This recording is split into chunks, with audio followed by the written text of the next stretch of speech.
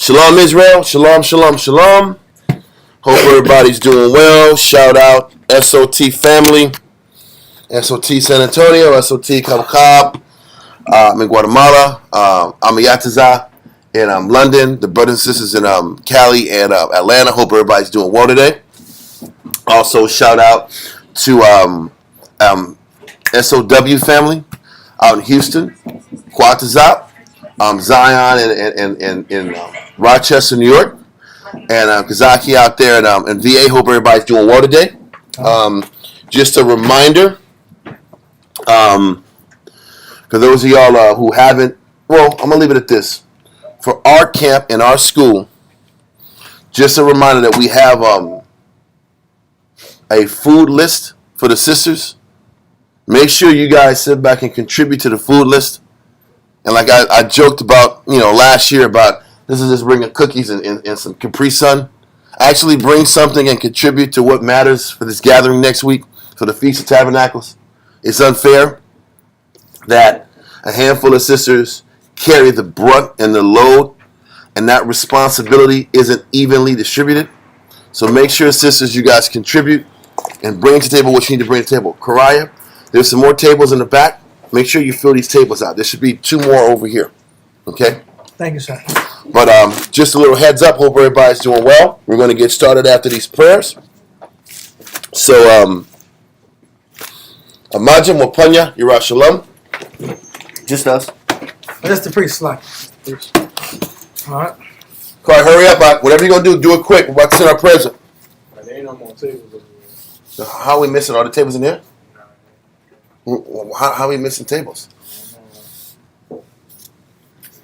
That doesn't make sense. We'll figure something out. Barakatah Yahweh B'Hashem Yahushua. Barakatah Yahweh B'Hashem Yahushua. Ahawa'ah. Award. Say the water. Aman. Bless you, Yahweh, in the name of Yahushua that gives to us the light this day. Thanks, so be it. I think normally we had the officer seats over there, and then that brought the tables back this way. It would still be 3, 2, 1, and 1. We're still missing one. Wasn't that white truck? No, we brought everything out. Okay. Barakatah Yahweh B'Hashem Yahushua. Barakatah Yahweh B'Hashem Yahushua. Ahawa'ah. The water. Aman. Bless you, Yahweh, in the name of Yahushua that gives to us sweet savor. Thank you, so be it.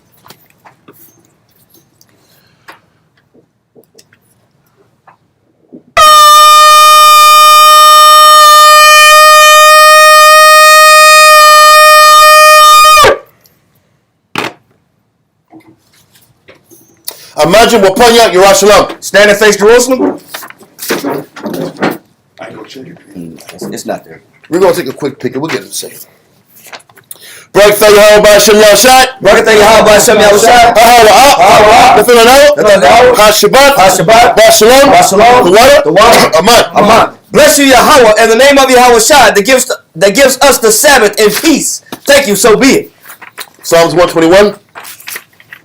Anasha, Ayanyamya, Ahaya, Ma'aya, Yabu'a, Isaiah, Yabu'a, Ma, Yahweh, Sha'aisha, Shemaiah, Wa'aratiza, La'a, Jonathan, Lamawat, Zechariah, Yala'a, Nawam, Sheshamaya, Hana, Yala'a, Nawam, Wala'a, Yeshon, Sheshurama, Yahshua, Yahweh, Shemaiah, Yahweh, Shazaliah, Ayel, Yanyamya, Yad, Hashemash, Yala'a, Hakaya, Bayawam, Wala'a, Halabana, Balayala, Yahweh, Yashmoya, Makol, Rod, Yashmor, Napasha, Yahweh, Yashmor, Awalakia, Wabu'aya,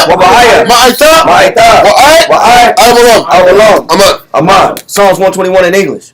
I will lift up mine eyes unto the hills, from whence cometh my help. My help cometh from Yahweh, which made heaven and earth. He will not suffer thy foot to be moved. He that keepeth thee will not slumber. Behold, he that keepeth Yashala shall neither slumber nor sleep. Yahweh is thy keeper. Yahweh is thy shade upon thy right hand. The sun shall not smite thee by day, nor the moon by night. Yahweh shall preserve thee from all evil. He shall preserve thy soul. Yahweh shall preserve thy going out and thy coming in from this time forth, and even forevermore. Amen. Amen. Okay, Israelite Credo. Shema Yahshua, Shema Yahshua, Yahweh, Yahweh, Eloheinu, Eloheinu, Yahweh, Yahweh, Echad. Echad. Shema Yahshua, Shema Yahshua, Yahweh, Yahweh, Eloheinu, Eloheinu, Yahweh, Yahweh, Echad. Echad. Shema Yahshua, Shema Yahshua, Yahweh, Yahweh, Eloheinu, Eloheinu, Yahweh, Yahweh, Echad. Echad. Lord's Israelite Credo in English. Deuteronomy chapter 6, verse 4. Hear, O Israel, the Lord our power is one Lord. Lord's Prayer. Abanawa, Shema Shemayim, Kodesh, Haya, Shemka, Yahweh, Malakwaka, Tabaha, Ratazaka, Haya, Aisha, Baratza, Kawa, Haya, Bashemayim, Natananawa, Lechom, Ko, Yawam, Wasalachano, Chawathino, Kasalachano, Chawathino, Wala'ah, Fabiano, Banasawan, Abo, Hamashano, Mayan, Kaya, Laka, Amalakwa, Wahakapa, La'ah, Amen. Matthew, Lord's Prayer in English. Matthew chapter 6, verse 9. After this manner, therefore, pray ye, Our Father, which art in heaven, hallowed be thy name. Thy kingdom come, thy will be done in earth as it is in heaven. Give us this day our daily bread, and forgive us our debts, as we forgive our debtors. And lead us not into temptation, but deliver us from evil. For thine is the kingdom, and the power, and the glory forever. Amen. Amen. Ten Commandments. La'ah Yahaya, Laka, Alahaya, Achoyim, Ayo, Hanya. Thou shalt have no other gods before me. Number 2, La'ah, Va'ina, Laka, Pasor, Wala'ah, Va'ibada. Thou shalt not make unto thee any graven image, nor serve them. Number 3, La'ah, Falach, Sham, Yahweh, Bashawa. Thou shalt not take the name of the Lord thy power in vain. Number 4, Zakor, Hayawam, Hashabat, Laquanashwa. Remember the Sabbath day to keep it holy. Number 5, Kabad, Abaka, Ya'amaka. Honor thy father and thy mother. Number 6, La'ah, Tharataza. Thou shalt not kill, murder. Number 7, La'ah, Thana'ah. Thou shalt not commit adultery. Number 8, La'ah, Taganat. Thou shalt not steal. Number 9, La'ah, Ta'ina, Shakur. Thou shalt not bear false witness against thy neighbor. Number 10, La'ah, Ta'chamat, Ko, Asherah, La'raika. Thou shalt not covet anything which is thy neighbor's.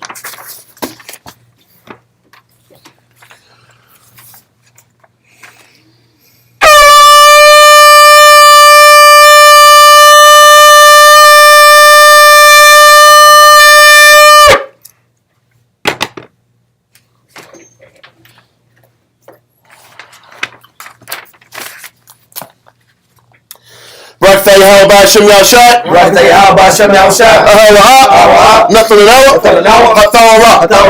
Bless you, Yahweh, in the name of Yahweh Shai that gives us the law. Israel Yeshabim. Everybody seated? Give me 1 second, y'all. We're gonna. I gotta see where this chair is at. Give me 1 second. I'm gonna go crazy. I know where this is at. This is crazy. Go I ahead, don't know how Sean. a chair just walks up and just leaves. Isn't the back behind the school? I don't know. Up, look up the stairs. Yeah. That's crazy. That's crazy. Amazing. Amazing. Amazing. That's amazing. Yeah. That's a guy, bro. Jesse Lee Peterson. Amazing. He said something like he stopped caring now. Yeah, he stopped doing the damn lot. Okay, y'all. I'm gonna find out. No, don't worry about it. It's too late now. If it's in a car or a truck, or it's just what it is. Okay, so where we're at we are going into the title of the class. The title of this the title of this Sabbath is the brief reign of King Jeconiah. And what we're going to do, we missed last week. We're going to make sure we kind of retract our steps a little bit so we can get reacquainted with the time period and with this particular king. I don't want to rush forward until we're clear on what happened leading up to Jeconiah being put into power. So, And is that the whole point of us going from Genesis all the way to where Shalom, we're sir. going right now? The whole point is to make sure that every chapter and every verse is clear as we possible. want to sit back here and go through all these chapters as much as we can to give as clear of a breakdown and explanation of the history of Israel as we possibly could. You know, I think we've started this journey passing Deuteronomy. This has been year 2. It feels like year 2. And it's been a hell of a journey. And a lot has been learned on our end. And hopefully a lot has been learned on the brothers and sisters' end also. And there's a lot of meat in the entire Bible, not just the first 5 books of the Bible. The first 5 books of the Bible are awesome.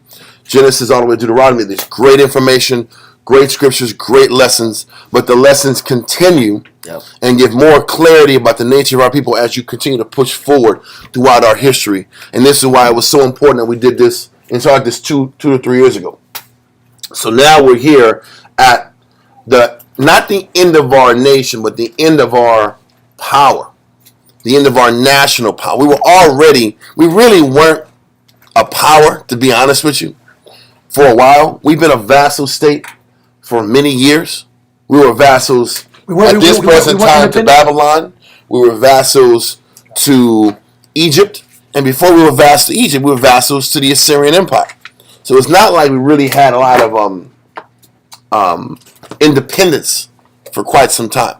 And our lack of independence correlated directly with our lack of obedience with the Heavenly Father. The more we were disobedient with the Heavenly Father, the less independence we were given. And that's the theme the Most High gives us. And that's how you do your kids. Okay. You know, your kids get out of order, you give them less freedom. You know, there's more restrictions. And, you know, there's less outside playtime. Listen, when you tell your kid you can go to the store or go to the mall for an hour, and then all of a sudden you tell them to keep their phone on, and all of a sudden their phone is off. All of a sudden you call them and they can't pick up the phone for 30 more minutes. And you drive around the mall trying to find out where the hell they at, and you got to go inside out your car and look for them like a crazy man, like Crazy Joe. Yeah. You got to be Crazy Joe walking through the mall. Walking like this guy like this. Yeah. that guy like this.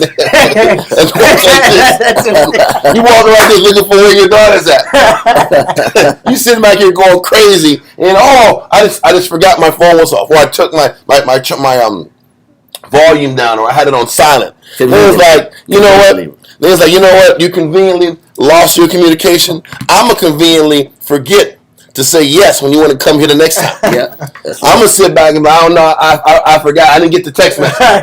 I'm gonna get a text message asking if I can go to the mall in another week or 2. I'm like, I'm gonna sit back and ghost you. I'm gonna ghost you like you ghosted me. That's what parents do. Am I right or wrong? Yep. And it takes weeks and weeks and weeks and months to gain trust again.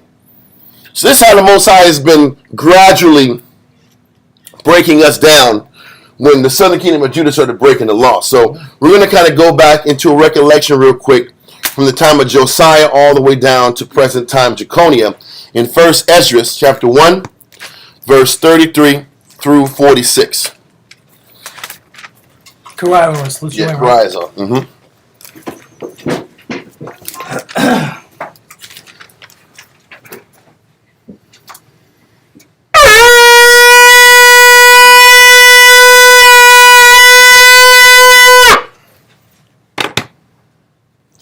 Kariah, Shah Shabbatah, Bana Shah, Banya Sha'ala. Kariah, Shah Shabbatah, Bana Shah, Banya Shah, Amacha, Rup, Yahweh Shem Yashabbatah. How about Shem Yashah Ragathon? All right.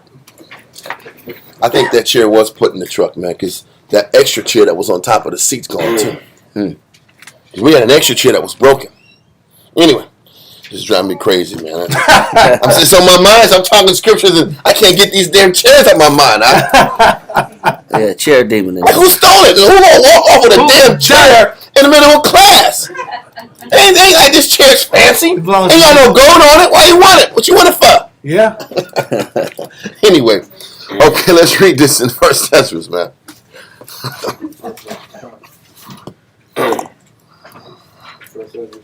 Yeah, come on. First Ezra 1. Come. First Ezra chapter 1 and verse 1. And Josiah. You wanted 33. Verse 33. Yeah, yep. Come. Verse 33 says, these things are written in the book of the stories of the kings of Judah, and every one of the acts that Josiah did, and his glory, and his understanding in the law of the Lord, and the things that he had done before, and the things now recited, are reported in the book of the kings of Israel and Judea. So we're talking about all the great things that Josiah did are written in the books of the kings. We got that. Read on. And the people took Joachaz, the son of Josiah, and made him king instead of Josiah. Now we can't get caught up into how these words are enunciated or spelled. Jehoahaz really was, his other name was Shalom. Okay? He had two. Expose him from resigning in Jerusalem. From reigning in Jerusalem. From reigning in Jerusalem. So he had a 3-month reign after Josiah died. The people chose him to be a leader. And in the midst, don't forget, this was when King Necho, or Pharaoh Necho, had went to Carchemish to assist the Assyrian Empire in fighting the Babylonians in around 609 BC. After he finished that fight, within 3 months, he had Jehoahaz meet him in a Syrian city, I think it was Riblah. And in Riblah, where he met him, is when he bound him and put him in chains and shipped him back down to Egypt. Then he went to Israel and claimed Jehoiakim to be the king. Okay? And that was when he became the vassal under the Egyptian Empire. It's going to explain it here. Read on. And he set a tax upon the land of 100 talents of silver and 1 talent of gold. So listen, 100 talents of silver and 1 talent of gold was the tax in order to keep these people happy. And normally it's a 3-year tax you have to accumulate all this bread by. And they come back every 3 years. 100 talents of silver and 1 talent of gold. Now let's keep going. Verse 37. The king of Egypt also made King Joachim, his brother, king of Judea and Jerusalem. So this kind of goes what I just said.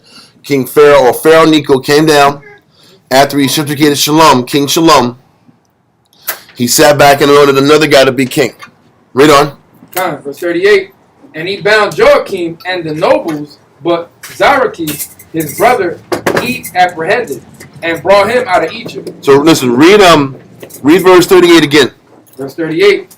And he bound Joachim and the nobles, but Zarachis, his brother, he apprehended and brought him out of Egypt. I want to say this too. And 100 talents. 1 talent is 66 pounds and 9 ounces. And that pretty much comes out to be around 6,600 plus pounds of silver. Mm-hmm. So 100 talents is 6,600 pounds. Just so make it more, relatable, because talents kind of hard to relate to. Done. I get it. Let's get back to 38 again. Verse 38. And he bound Joachim and the nobles, but Zarachis, his brother, he apprehended and brought him out of Egypt. Xerxes is still talking about Shalom, because that was the one that reigned for 3 months and got sent down to Egypt, while Joachim and the nobles had to be subject to the leaders of Egypt. Read on. Verse 39. 25 years old was Joachim when he was made king in the land of Judea and Jerusalem, and he did evil before the Most High. So listen, we read about all the negative Jehoiakim was into. How he sat back here and made people work and didn't pay them wages. How he was sitting back here committing idolatry, not listening to any of the counsel of the Heavenly Father. So we know this dude was into his negative. Read on.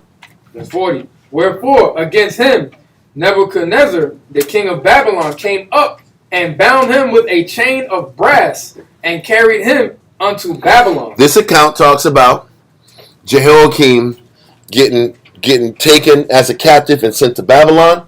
Other accounts talk about the idea that Jehoiakim was killed and thrown over the walls of Jerusalem and dying the death of a common man. Maybe it's both. Maybe he got shipped over to Babylon and then found a way to get back or get allowed to come back, and then got killed and didn't have a proper burial. Okay, because the prophecy goes and talks about both things. Being buried like a commoner, and the scripture talks about him being sent to Babylon. Let's continue. Nebuchadnezzar also took of the holy vessels of the Most High and carried them away and set them in his own temple at Babylon. So what it's not talked about enough is that the Babylonians first came in and took over the land December of 598 BC. That was the first time it got done. This recollection right here is dealing with the first time Nebuchadnezzar came in, December 598 BC. If you guys remember, Nebuchadnezzar did multiple sieges of countries during around December time. He sieged Philistine land and different lands around that time. So that's how he kind of rolled. Around December, he'll come break you down. So he broke Jehoiakim down December, took him out, took a lot of the artifacts out of the temple. And this is why we explained that before this time, Jeremiah got the ark out. Because if the ark was there, you know damn well they would have took the ark. So the ark was preserved, but a lot of other things were not. Okay? I think in Maccabees, it talks about the ark and the candlesticks was preserved too. Something like that. There's a couple of artifacts that were preserved, but the majority of them couldn't be.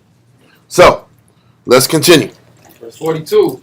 But those things that are recorded of him and of his uncleanliness and impiety are written in the chronicles of the kings. So we know in Kings and Chronicles, and specifically the crazy thing, it gets more specific about Jehoiakim's negative in Jeremiah.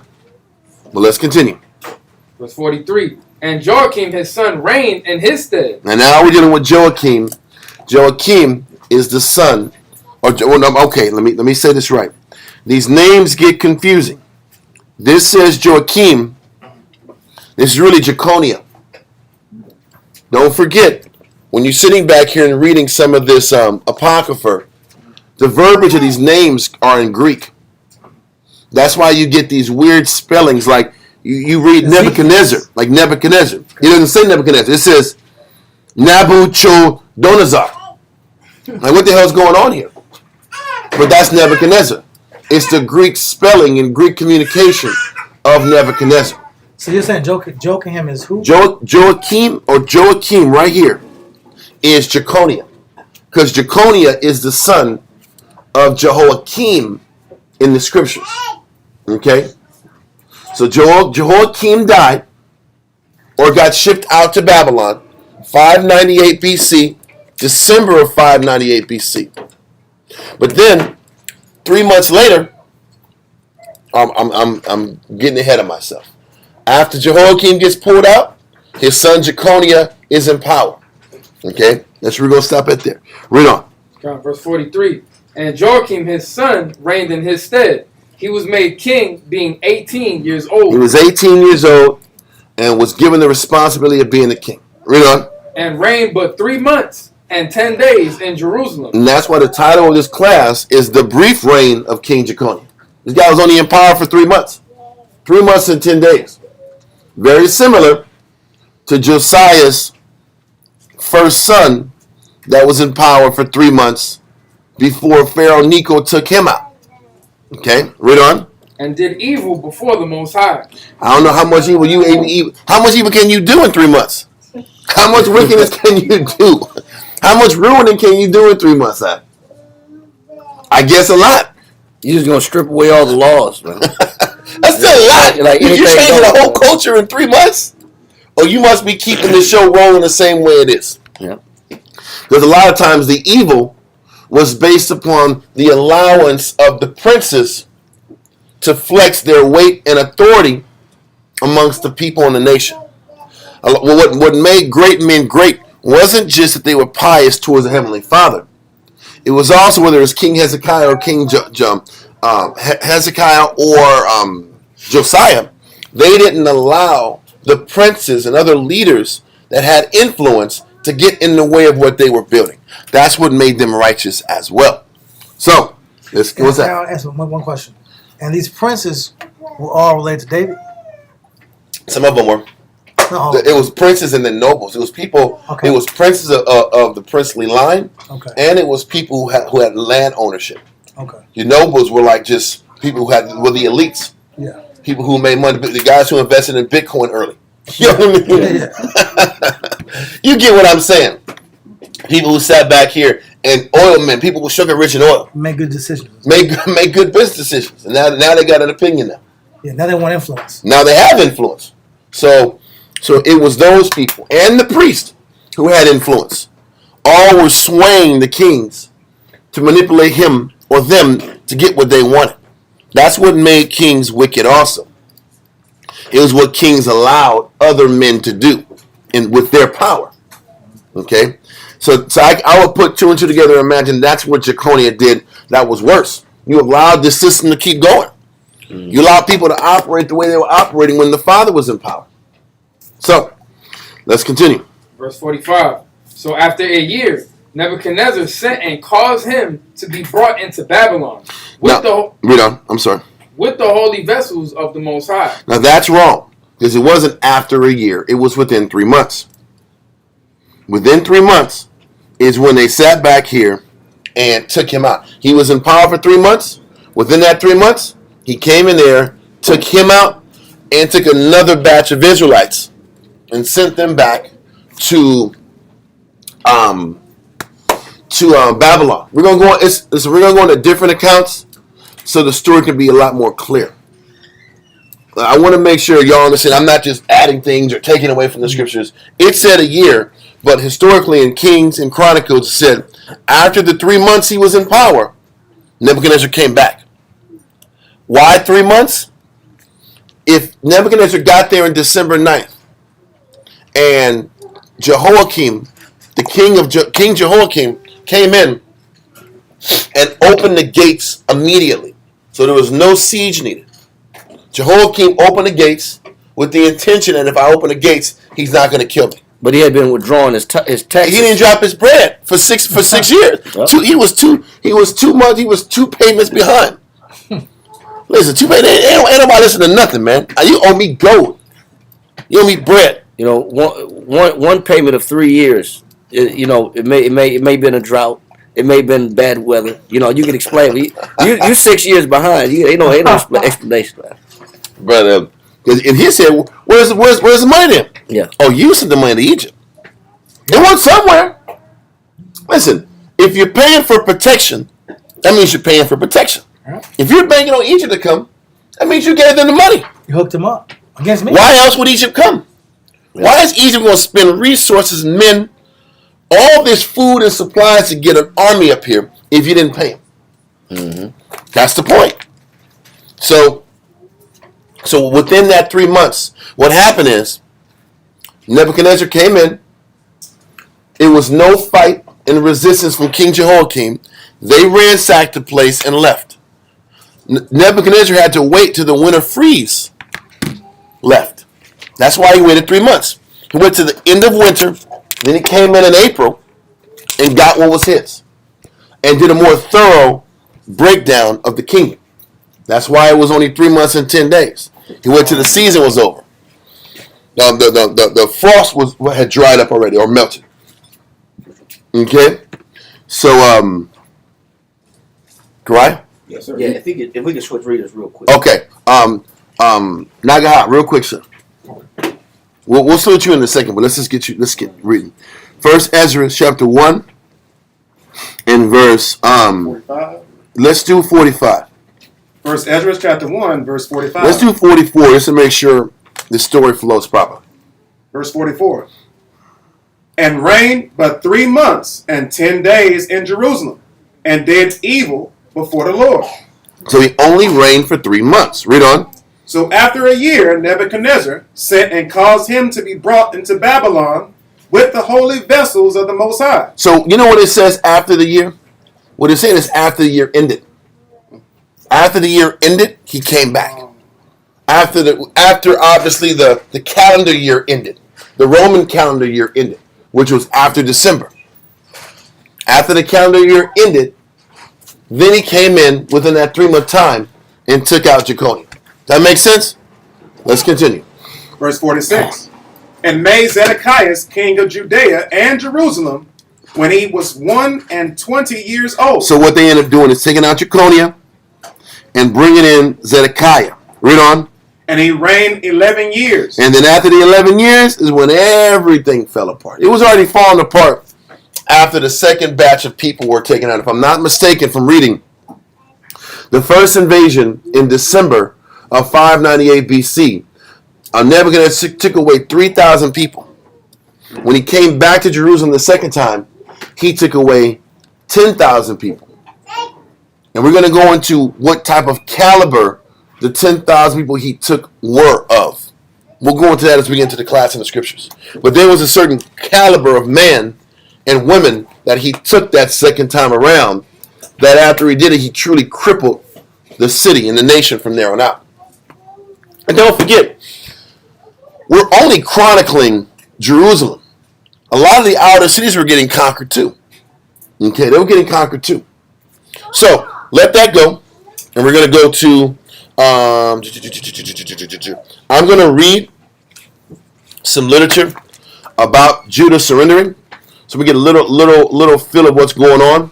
I just want to read from different accounts so you can kind of fill in the blanks. I got it. It's okay.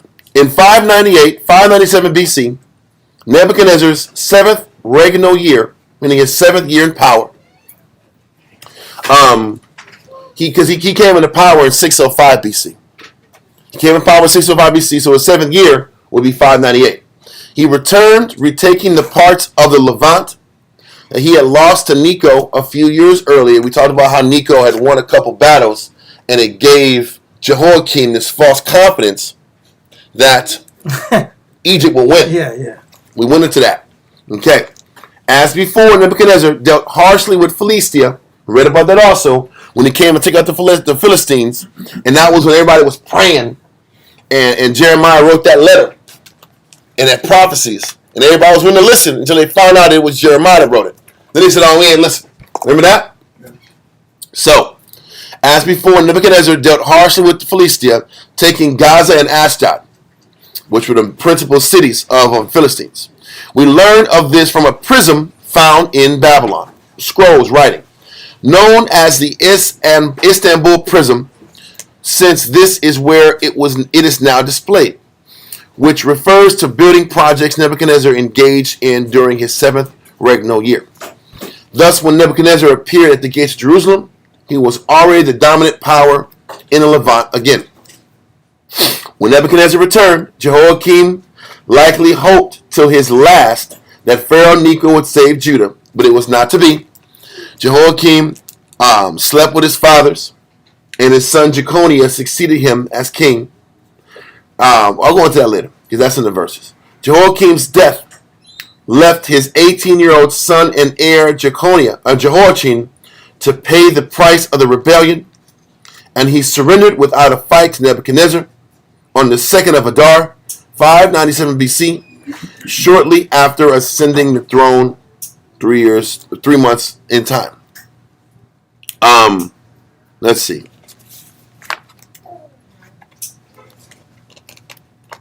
I'm not going to go in there. We're going to stop at that. Let's go real quick to Josephus.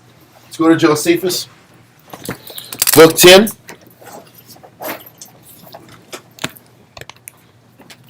Josephus, book 10. Chapter 7.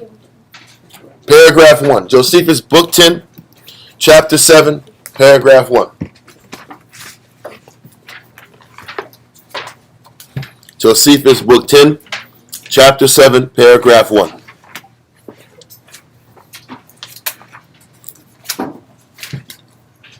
Book 10, chapter 7, paragraph 1. Okay. Page 272. Okay. Finally. Read that. Paragraph 1. But a terror seized on the king of Babylon, who had given the kingdom of Jehoiakim, and that immediately he was afraid that he should bear him a grudge. So listen. What's happening is, he had 3 months, King Nebuchadnezzar, after he sat back and allowed Jehoiachin, the son of Jeconiah, Nebuchadnezzar had 3 months to stew on how he besieged Israel. And he's like, you know what? I did Jehoiakim dirty, and I put his son in. How is his son going to react to what I did to his father? He might want to rebel. He might want to stage a coup. I got to jump on this while the stove is hot, so to speak. Yeah. So I'm gonna wait till this weather kind of cools down. Dries up. The ice kind of melts. Then I'm gonna come back and I'm gonna pour this guy out. Okay. You know, a lot of times the Most High sat back here. By this time, he wanted this thing to be over. So he was gonna pull out Jehoiachin and put in the worst guy. Zedekiah was the worst. He was a worser man than Jehoiachin. It's going to explain something. Is this a line of brothers? Yes. No. Jehoiachin is not a brother to Zedekiah. Jehoiachin is the son of Jehoiakim. Okay. Now, Jehoiakim was brother to Zedekiah, Shalom, and his father was Josiah. I know it's a lot of names, so I'm trying to sit back here and repeat it as much as possible so it's not confusing. Read it from the top again, sir. Paragraph 1. But a terror seized on the king of Babylon. So just imagine when you're the king, you're the head power. You got to make sure you're thinking down the line. You're trying to avert any type of coups, any type of rebellions, because all that costs money. It overextends your empire. It overextends your army. So he's like, man, I took Jehoiakim. Obviously, by then, either Jehoiakim was killed or he was beaten badly and sent to Babylon. Read on. But a terror seized on the king of Babylon, who had given the kingdom to Jehoiachin, and that immediately he was afraid that he should bear him a grudge, because of killing his father, and thereupon should make the country revolt from him. So he's like, man, I got to sit back and consider how this action might affect their people. And do I really want to sit back here and rile them up and start this long damn siege and war? Listen, sieges cost a lot of money. That's the problem with war. It's all about war. It's money. It's how long are you willing to spend money, and how much money are you going to get back? How much money are you going to get back for this war? You got to bring food, provisions, that's going to last you as long as it takes to keep these people alive. And don't forget, the Hebrews might run out of food, but they have an endless supply of water. So how long can they hold out? Now at the end, when they fell in 586, it lasted a year and a half. That's a long damn time of sitting outside in tents, playing card games. Just playing card games and eating chicken and barbecuing until these guys give up. It's a long, costly siege. Does this make sense? Now, the first time they sieged Jehoiakim, he didn't sit back and fight it. So it was easy. So we got to sit back and say, man, do I sit back here and wait this out and they get strong? Or do I get them now when they're weak? They just got out of the winter season, so how much supplies were they able to acquire in the winter?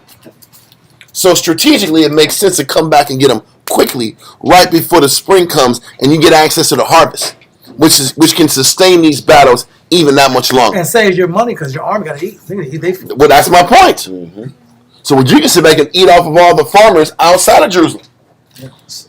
So anyway, let's keep going. I'm trying to paint the picture from his perspective so you can kind of understand it. Read on. Because of killing his father, and thereupon should make the country revolt from him. Wherefore he sent an army and besieged Jehoiachin in Jerusalem.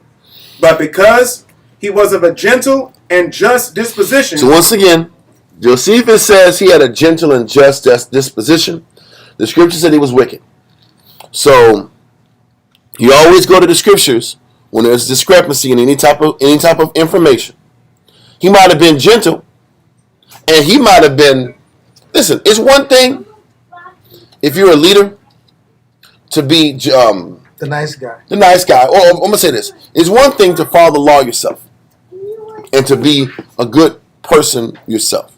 It's another thing: are you able to manage wild animals who sit back here and want to push what they want to push? Yeah. That's a whole other level. To manage men, to manage people. For instance, when Saddam Hussein in Iraq, when they took Saddam out the picture of Iraq and they killed him, they didn't realize the power vacuum that would come out after Saddam was killed. Saddam had control and was able to manipulate the 4 to 5 different tribes that were warring against each other in the region of Iraq. He had to keep all of these people subjected, controlled. Everybody had to know their place. And when Saddam was there, everybody stayed in order in their place. When Saddam died, now you have all these factions in civil war. Now you have civil war. So you had those 5 original factions plus the group that was loyal to Saddam. Now you got 6 people fighting for territory and land. And not a strong enough leader to bring them all together. It's one thing to have a gentle disposition. It's another thing to keep these priests in order. To earn these priests, let me finish one point, to keep these priests to respect you, to back these nobles off, to keep the people to respect you. These are 3 different elements. Then the princes, they got to respect you. You got to put all these people in order, and all these different groups that are vying for control, you got to keep them in order. That's a whole other skill set, another dynamic that a lot of people aren't capable or equipped to deal with. No, also you got to ask yourself: does he have a gentle disposition because he's in debt and he owes some money? Because a lot of times you're gonna be nice when you know you owe somebody. Yeah. You know what I'm saying? You're gonna bow down and you're gonna open the gates and have the flower ladies come and throw the flowers at the feet. Like coming to America. You're gonna be nice because you're in debt and you don't want to die because you owe this guy some money. Yeah. So is that the reason why he's being of a gentle disposition? You got to ask yourself that question because it sounds phony. And that's the point. I present one way, but my actions the past 6 years, or however long I've been around. And that's all I'm saying. Because it's all about strength, leverage. Listen, I'm not going to take this class far off, but I was watching about the fall of King James' son. King James, they said, the guy who allowed the 66 Greek scholars and Hebrew scholars to translate the Bible, they said, Queen Elizabeth had a nice stock. She had a nice stock of money and gold. The English kingdom was strong when she was in power. King James, they said he spent too much money. He spent a little too much money, and the money started getting tight. Then when his son King Charles came in, then the finances got a little worse. Now there was religious wars and a big fight during that time for the position of what religion stands. There were different levels and extremes of religion that were being pushed. But King Charles already, he had shut down Parliament for 11 years. Because the Parliament was mad that King Charles was pulling so much money from the government. So he shut down Parliament because that's what the kings had power to do. Yeah. So what happened is, when these uprisings kicked in, he needed some money. So then he brought back Parliament again. Oh. He brought back Parliament. I need some money, Parliament. And they said, well, okay. We'll give you money, but you got to sign off that you're going to live off a salary. He said, forget that. Parliament is closed. I will find money somewhere else. This guy. But once again, the Parliament, the government was like, you know what? We're going to break you because if there's wars, you got to come to us. So, we're going to break you. You have to sign these documents that put you in slavery to us. If you need the money that bad, go to the bank. So this is about power and leverage. The Parliament was fighting for leverage over the king, and the king was like, well, listen, I'm not giving you that power. I'm just going to shut down the doors of Parliament.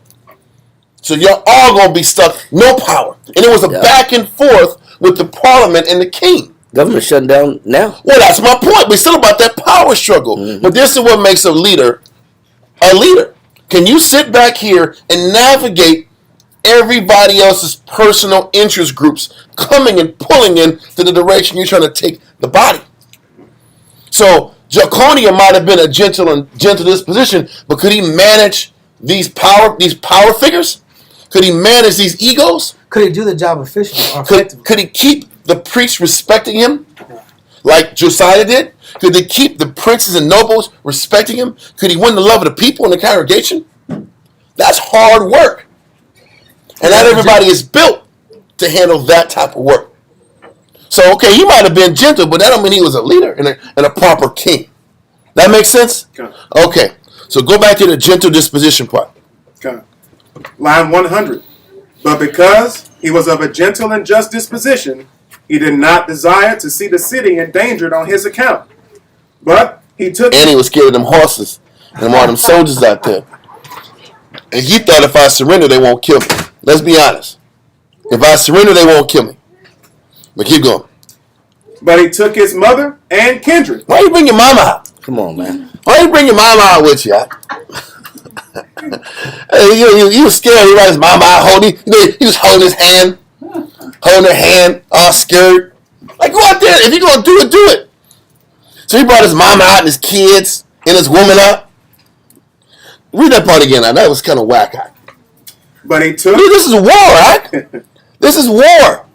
Keep your mama and your woman in the back, right? Protect them. Read that part again. I'm sorry. He did not desire to see the city endangered on his account, but he took his mother and kindred and delivered them to the commanders sent by the king of Babylon, and accepted of their oaths, that neither should they suffer any harm nor the city, which agreement they did not observe for a single year. So he said, listen, this is the second time Jeconiah, his father said, listen, if I let you in, you're going to spare the city. They said yes. And they didn't spare the city. They robbed it. Then Jeconiah or Jehoiachin is like, listen, if I let you in, you're going to spare the city. They said yeah. And they came in and started killing people. And they took the rest of the people and stole the gold. Read on. For the king of Babylon did not keep it, but gave orders to his generals to take all that were in the city captives, both the youth and the handy craftsmen. All the people that were good with their hands, people that you can use and mold to build your city and make your city stronger. He took the best of our people and the young people that you can mold to be positive products in your society. But Jeconiah got a sucker deal. But you know what? But either way, this was the will of the Most High. Okay, read on. Both the youth and the handy craftsmen, and bring them bound to him. Their number was 10,832. Like I said, 10,000, a little over 10,000 of the best of the city were sent out to Babylon. Read on. As also Jehoiachin and his mother and friends. And when these were brought to him, he kept them in custody, and appointed Jehoiachin's uncle, Zedekiah, to be king, and made him take an oath that he would certainly keep the kingdom for him, and make no innovation, nor have any league of friendship with the Egyptians. He told him, stop, listen, you're only here because I'm letting you be here, and I'm only here if you don't have any league with the Egyptians. So you know Nebuchadnezzar had spies out in that area just to make sure he stuck to the deal. He had people looking out. He had eyes in the Levant, making sure Egypt and Israel weren't dealing. And he knew that if he starts to spot them dealing, he's going to get them. But we'll go on to Zedekiah next week. Because Zedekiah, there's a lot there in Zedekiah. There's a little bit more in Jeconiah, but there's a lot there in Zedekiah. Because we're dealing with 3 month time. So we're going to let that verse, that writing go, and go to 2 Kings, chapter 24, verse 8 through 17. 2 Kings, chapter 24, verse 8 through 17. Verse 8. Go ahead. Yep. Jehoiachin was 18 years old when he began to reign, and he reigned in Jerusalem 3 months. And his mother's name was Nehushta, the daughter of Elnathan of Jerusalem. And he did that which was evil in the sight of the Lord, according to all that his father had done. At that time, the servants of Nebuchadnezzar, king of Babylon, came up against Jerusalem, and the city was besieged. Now we understand why he came up against Jerusalem the second time, because he wasn't comfortable with the son being put in power, thinking he might bring them together and rebel against them. Read on. Verse 11. And Nebuchadnezzar, king of Babylon, came against the city, and his servants did besiege it.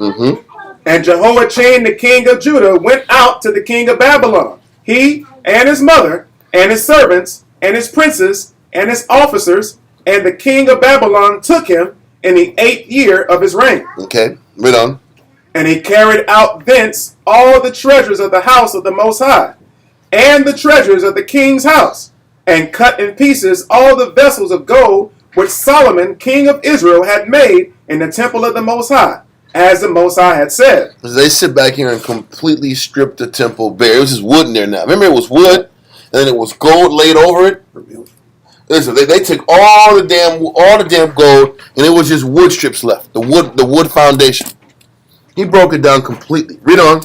Verse 14. And he carried away all Jerusalem, and all the princes, and all the mighty men of valor, even 10,000 captives, and all the craftsmen and smiths. Everybody that could actually keep the society going and keep the society flowing at a good level, they were taken. Read on. None remained, save the poorest sort of the people of the land. Listen, the poorest sort doesn't necessarily mean financially. The poorest sort is the people who can't get right to the society. The lowest skill level. They can't get right, that guy in life. What's you gonna say? They're the dependents, right? Yeah, the people who needed more help, or the less skilled of the nation. They were the only ones left in the city. So how are you going to keep the city strong with all these issues amongst the city with the people? Nebuchadnezzar truly broke them.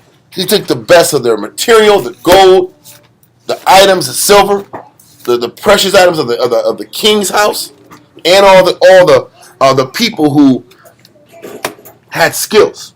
Read on. Verse 15. And he carried away Jehoiachin to Babylon, and the king's mother, and the king's wives, and his officers, and the mighty of the land. Those carried he into captivity from Jerusalem to Babylon. And all the men of might, even 7,000, and craftsmen and smiths 1,000, all that were strong and apt for war. Even then the king of Babylon brought captive to Babylon. And the king of Babylon made Mattaniah, his father's brother, king in his stead, and changed his name to Zedekiah. And that's what they did. His name was really Zedekiah's real name was Mattaniah, and was changed to Zedekiah. Okay. Now I'm gonna read. Let's go real quick to Ezekiel chapter 1, verse 1 through 3.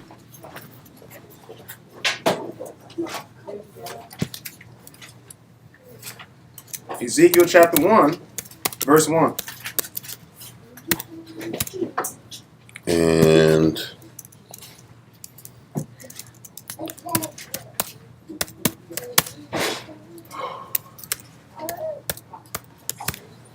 all right. Ezekiel. 1 second. It's typing and finding verses. 1 second. Okay, let's read that, sir. Ezekiel chapter 1, verse 1. Now it came to pass in the 30th year, in the 4th month, in the 5th day of the month, as I was among the captives by the river of Shabar, that the heavens were opened, and I saw visions of the Most High. So I'm not going into the visions he had of these angels.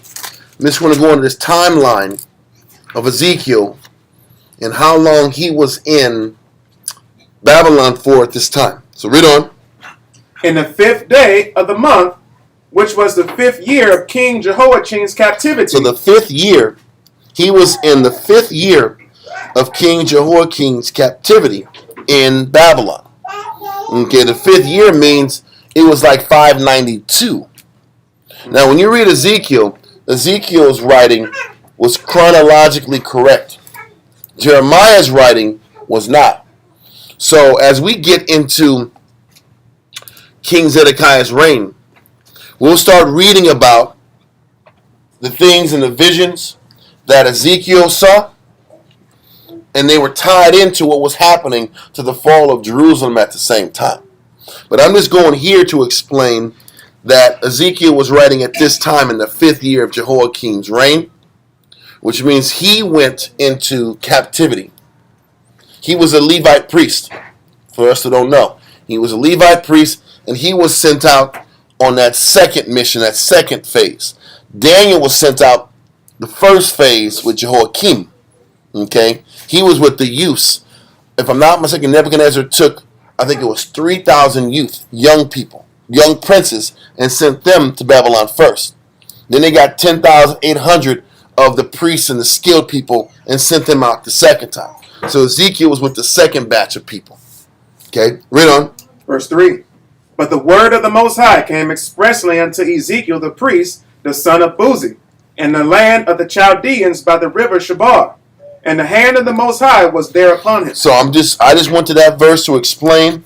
He was in the land of Chaldea. He got sent during the time of Jehoiachin the second time, around 597 BC. That's when he got shipped out. Okay? I'm going to read in the BKC, the Bible Knowledge Commentary. It says, when the Most High appeared to Ezekiel to inaugurate his prophetic ministry, it was in the 30th year, in the 4th month, and the 5th day. It was also the 5th year of the exile of King Jehoiachin. Then it goes into, as noted under the authorship and date in the introduction, this was July 31st, 593 BC. The 30th year probably referred to Ezekiel's age. As a priest, this was the age he would normally have entered the Lord's service. Okay, so he was a young priest, and we do know from the scriptures that the priest couldn't even begin to do priest work until they were 30 years old. So he's talking about when he began to be 30 and was starting to get trained up and actually doing the work of a priest, when the vision started coming to him. Okay, that's what Ezekiel chapter 1 is talking about. Ezekiel had been taken into captivity with King Jehoiachin in March of 597. He was one of the exiles who had been resettled by the Kabar River, a canal off the Euphrates River that flowed to the east of Babylon. Okay, just wanted to kind of give some historical context to that. So that's what's going on. Ezekiel went with Jehoiakim during that second phase of captivity. Okay, now we're going to go into Jeremiah chapter 22.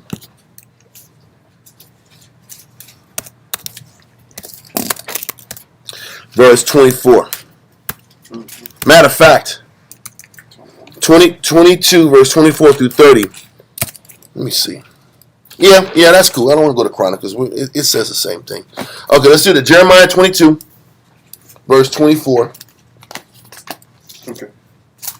Jeremiah chapter 22, verse 24. Let me get there real quick, sir. Thank you. Okay. Verse 24. As I live, saith the Most High, though Coniah is Jeconiah. It was just nicknamed, or the J and the E was taken out. But this same Coniah is Jeconiah. Okay, let's read it from the top. As I live, saith the Most High, though Coniah, the son of Jehoiakim, king of Judah, were the signet upon my right hand, yet would I pluck thee thence. He's talking about, listen, it doesn't matter. First of all, this was prophesied. This was a prophecy. This was written before it actually happened. Okay? Because if you sit back and read the entire book of Jeremiah 22, this was a prophecy about all the lines of Josiah falling down. The first part was about Jehoiakim. Remember we read about how Jehoiakim was loving that red wood and was into that red wood, that vermilion, and how he was caught up in that and most likely going to sting him for that? That was in Jeremiah 22, the beginning part. Okay? So now we're in the middle part. I don't know if I want to go into. I don't want to go into all this. I'll take us away because it talks about all the kings and how all these kings that are risen up are going to get pulled down. So read verse 24 again. Jeremiah chapter 22, verse 24. As I live, saith the Most High, though Coniah, the son of Jehoiakim, king of Judah, were the signet upon my right hand, yet would I pluck thee thence. Signet is still a form of leadership. Is a sign of leadership. Okay? He says he's going to pluck off that leadership from Jeconiah. Read on. Verse 25. And I will give thee into the hand of them that seek thy life, and into the hand of them whose face thou fearest. He says, I'm going to give Jeconiah and the people that are under him into the hand of the people that seek their life. And it says, in the hand of them whose face thou fearest. Read on. Even into the hand of Nebuchadnezzar, king of Babylon, and into the hand of the Chaldeans. Mm-hmm. And I will cast thee out, and thy mother that bare thee into... This was all prophesied before he chose to bring his mama out and get taken out. This was prophecy of Jeconiah sitting back here taking him, most taking him, his mama, and all his relations out to Babylon. Read on. And I will cast thee out, and thy mother that bare thee into another country. Mm-hmm. And this is the Most High making sure he feels. He feels it, right? Yeah, all the nations, well, our people for this entire chapter 22 is breaking down Jehoiakim's fall, Shalom's fall, all of their fall. Read on. Into another country, where ye were not born, and there shall ye die. But to the land whereunto they desire to return, thither shall they not return. Mm-hmm. Is this man, Jeconiah, a despised, broken idol? Is he a vessel wherein is no pleasure? Wherefore are they cast out, he and his seed, and are cast into a land which they know not? He says, why is Jeconiah a despised, broken idol? Why is he this vessel that there was no pleasure, and why was he cast out? Read on. O earth, earth, earth, hear the word of the Most High. Thus saith the Most High, write ye this man childless, a man that shall not prosper in his days. Now listen, this is where we got to kind of go into the history of Jeconiah. He says, thus saith the Lord, write ye this man childless. Hold this, and we're going to go to 1 Chronicles chapter 3 and 17. So the Most High said, call this man Jeconiah childless. So we got to first prove was Jeconiah childless.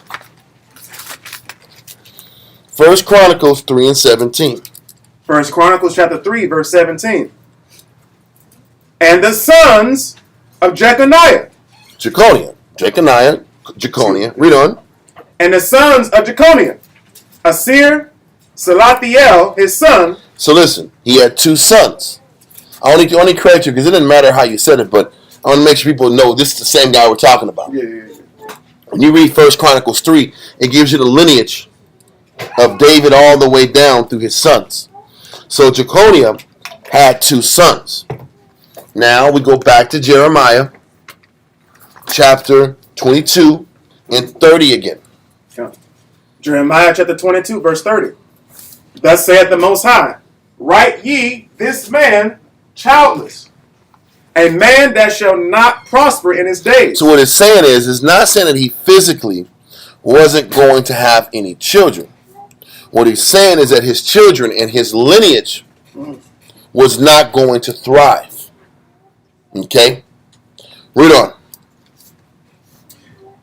A man that shall not prosper in his days, for no man of his seed shall prosper, sitting upon the throne of David, and ruling any more in Judah. So what they're saying is, nobody through Jeconiah's lineage was ever going to rule in Judah.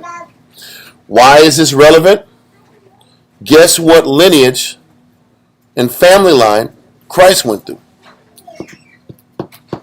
Christ went through Jeconiah's line.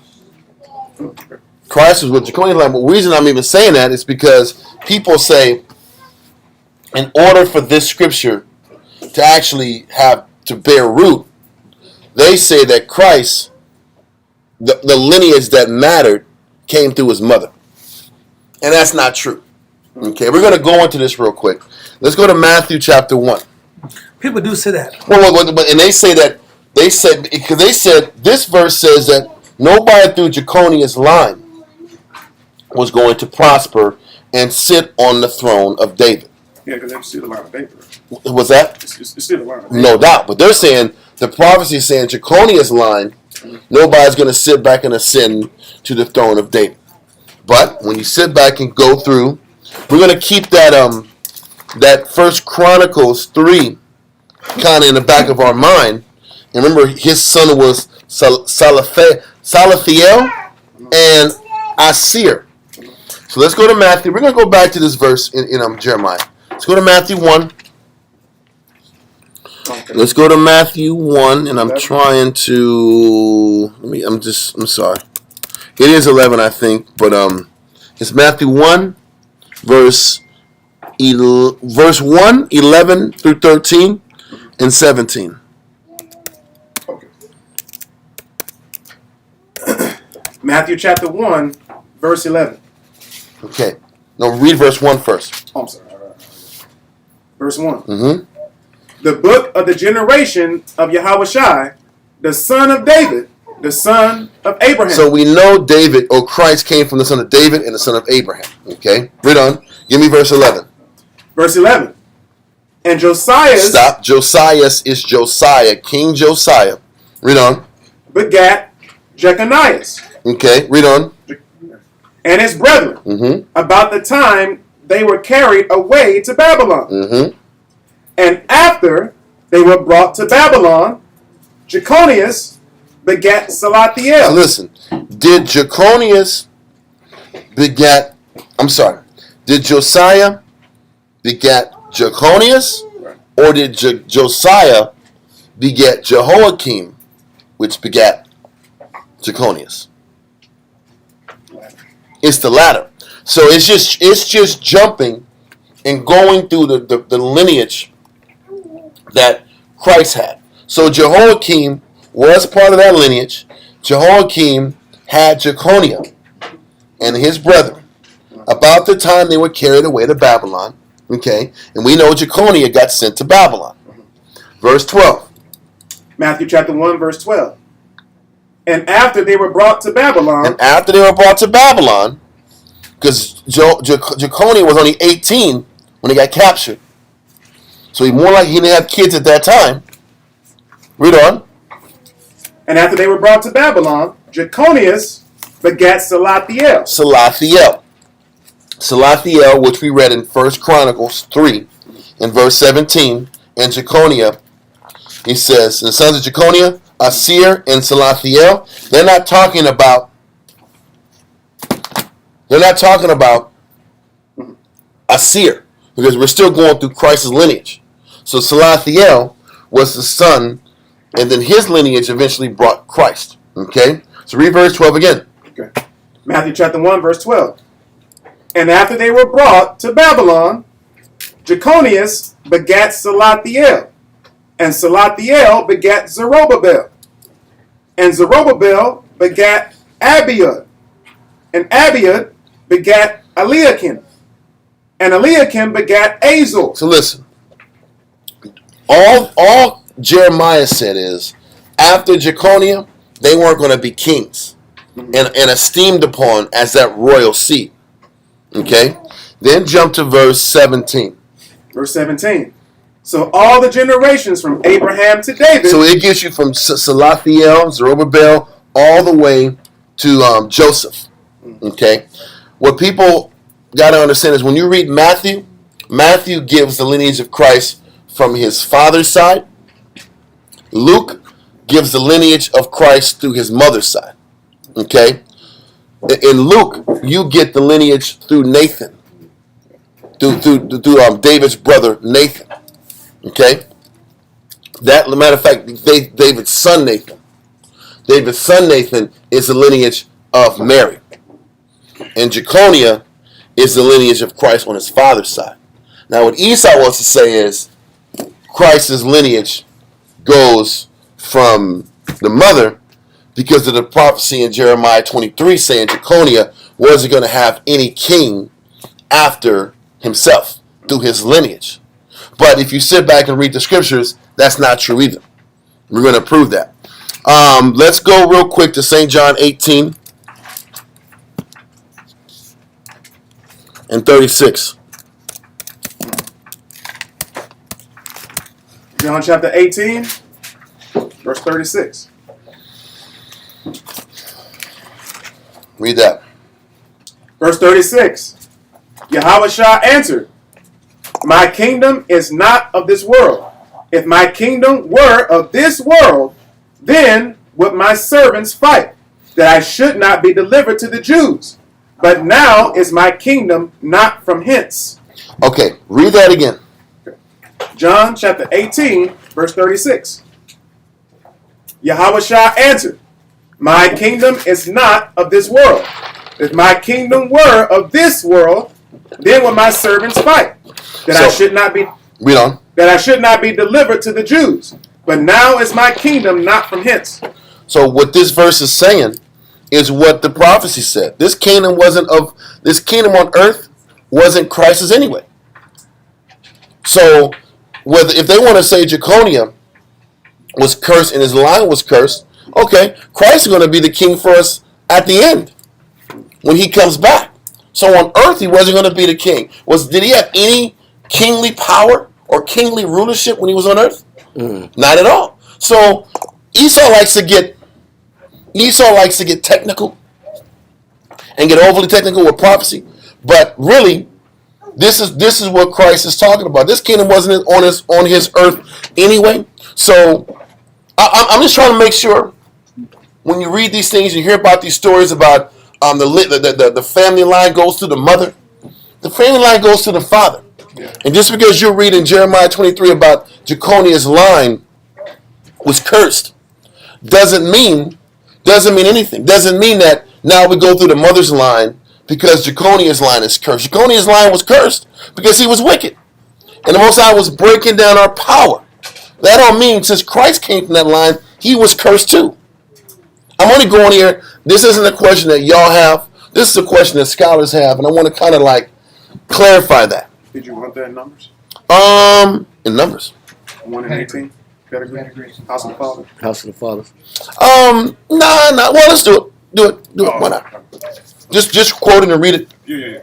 Numbers chapter 1, verse 18. And they assembled all the congregation together on the first day of the second month, and they declared their pedigrees after their families, by the house of their fathers, according to the number of the names from 20 years old and upward by their polls. It's always the father, but Esau likes to slide in their little craziness to kind of justify their core belief. their agenda, because they want to sit back and push everything from the mother anyway. That's just how they do it. Which isn't that kind of Catholic angle? Well, it's not. It's before. It was way before Catholic. It was way before Catholic. But from there, go to St. John 23 and 3. St. John chapter 23.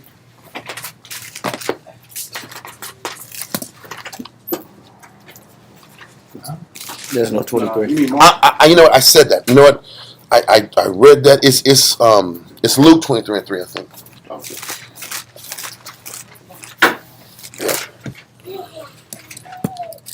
Pilate, actually. Yeah. Luke chapter 23, verse 3. And Pilate asked him, saying, art thou the king of the Jews? And he answered him and said, thou sayest. You know, Christ didn't even sit back here and push that he was the king on this earth. Because he understood on this earth, he wasn't going to have any power and position anyway. Okay.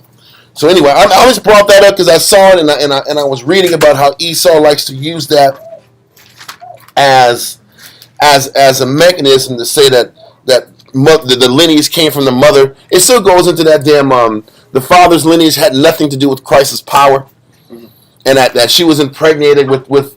It still goes into that religious angle where the father's line didn't matter in Christ's genealogy. It was the mother's line that mattered in Christ's genealogy. But that if you're it still goes to that immaculate angle to where the spirit got her pregnant. The father's lineage didn't matter. It was the mother's lineage that mattered. All that's crap. Okay? But anyway, you was going to say something? You was going to say something. I was going to say two things. Wouldn't it also be that angle benefits that mother goddess worship angle? Yeah. Because if you're emphasizing the mother goddess, the mother being a god, Christ's mother being Christ's mother line. being a god. Yeah, it's the worship of Mary. Okay? Yeah. Which is symbolically the worship of Semiramis, which is the mother of Nimrod. Yep. And it goes to that idolatry. So it would make sense that they emphasize the man's line not being important, but to fit the narrative of the mother goddess, that angle. Okay. And also, I had a question about you're dealing with. It said Satan took Christ to a high place and showed him all the glory of all the kingdoms, and said, "If you will bow down and worship me, I will give you the glory of these kingdoms." So, if he wasn't a king on the earth at this moment, but at another time, in another place, then that would make sense why Satan used that angle as the point of temptation for Christ. Come. Why don't you have your kingdom now? Yep. Right. Why do you got to sit here and wait? Plus, it wouldn't be a temptation if he was never a king to begin with. You know, it would have been an adequate temptation. Mm-hmm. You know, All facts. All facts. So, what I want to do is, let's let that go and go back to Jeremiah. Jeremiah 24.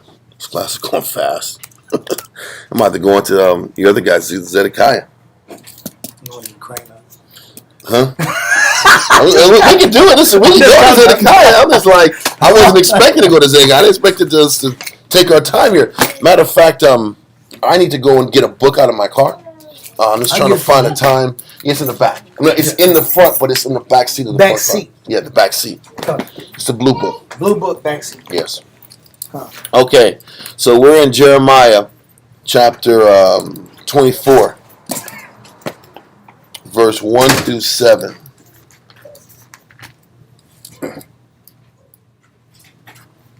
Jeremiah chapter 24, verse 1. Yeah, you ready, sir? 1 second, man.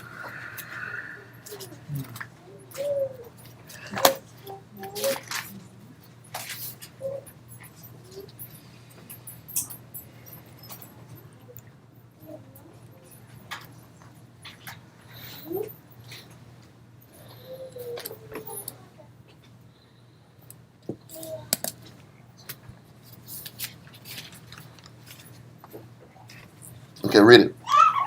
Jeremiah chapter 24, verse 1. And the Most High showed me, and behold, 2 baskets of figs were set before the temple of the Most High, after that Nebuchadnezzar, king of Babylon, had carried away captive Jeconiah, the son of Jehoiakim, king of Judah, and the princes of Judah, with the carpenters and smiths from Jerusalem, and had brought them to Babylon. 1 basket had very good figs. Read it from the top. I'm sorry, I was looking at something else. No. Jeremiah 24 and 1.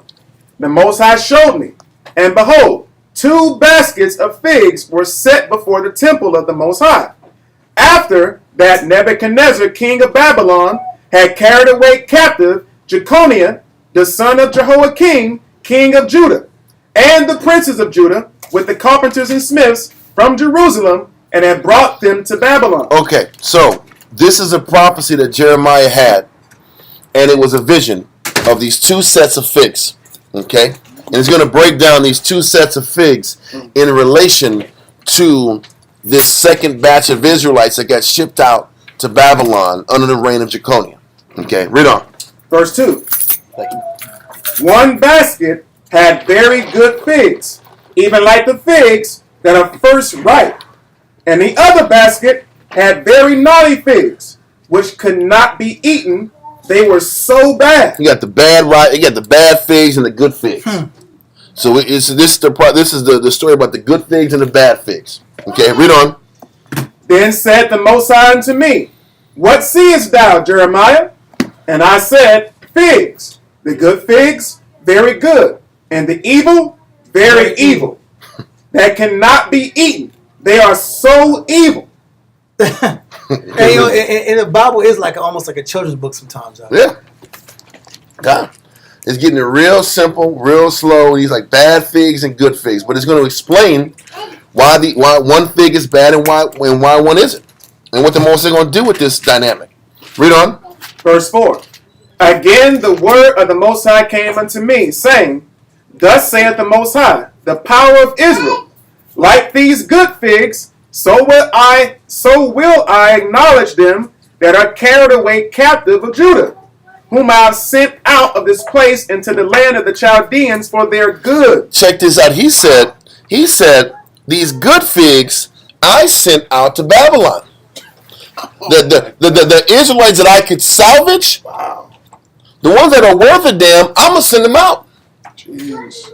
He said they're going to be protected from the bad. They're going to be protected from the calamity that's about to come to Jerusalem.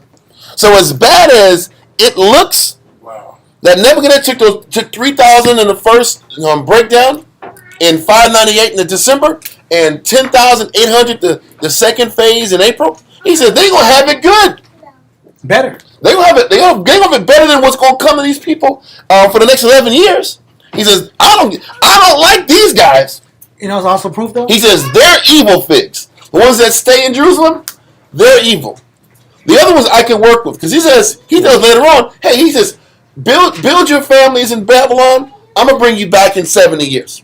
You guys are sovereign. Listen, first of all, the crazy thing is what he's showing is all Israel was wicked, so we got captured. All of them are wicked, but even in the wicked, he says these wicked people I can work with.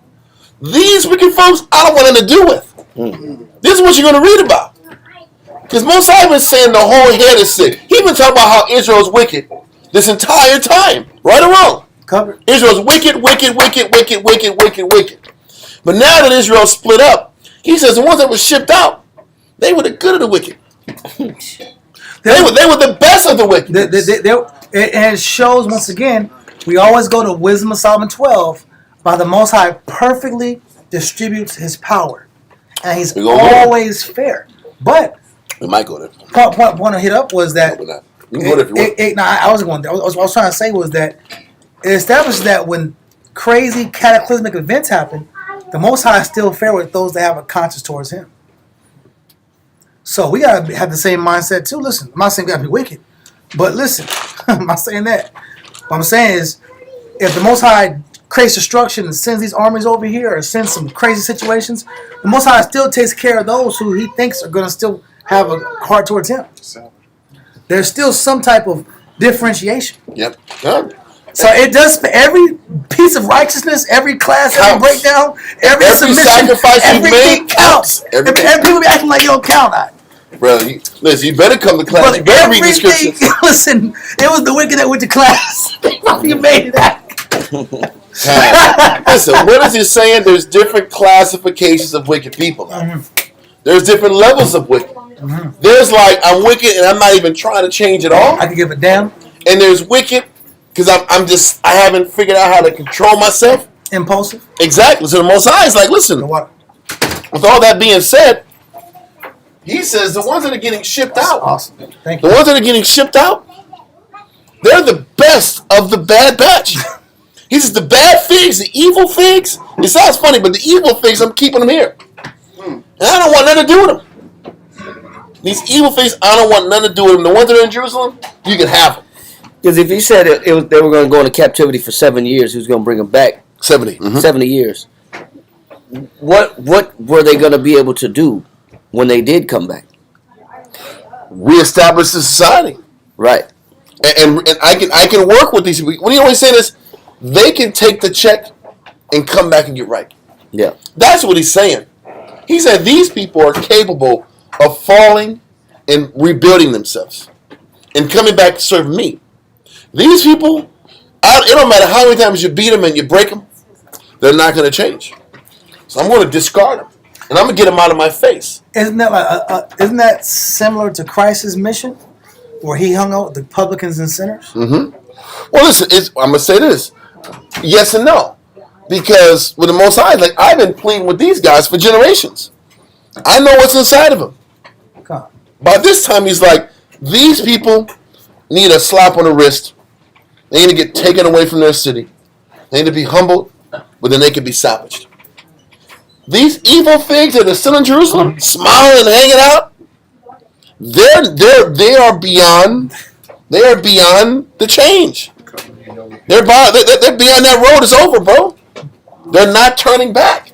That's what's scary. He says these evil figs, he says they're very evil and they cannot be eaten. You can't do nothing with these evil figs. You can't do nothing with them. What's that? When a fig is still good, you can preserve it. But one that's already rotten, you can't reverse it. I know. You just got to listen. Do the animals eat the bad figs? I don't know. Do they? I ain't see them. Yes, sis? I have figs in my backyard, and sometimes they look good outside, and when I open them, there's stuff in them. What stuff? Like they could be little bugs. Are you serious?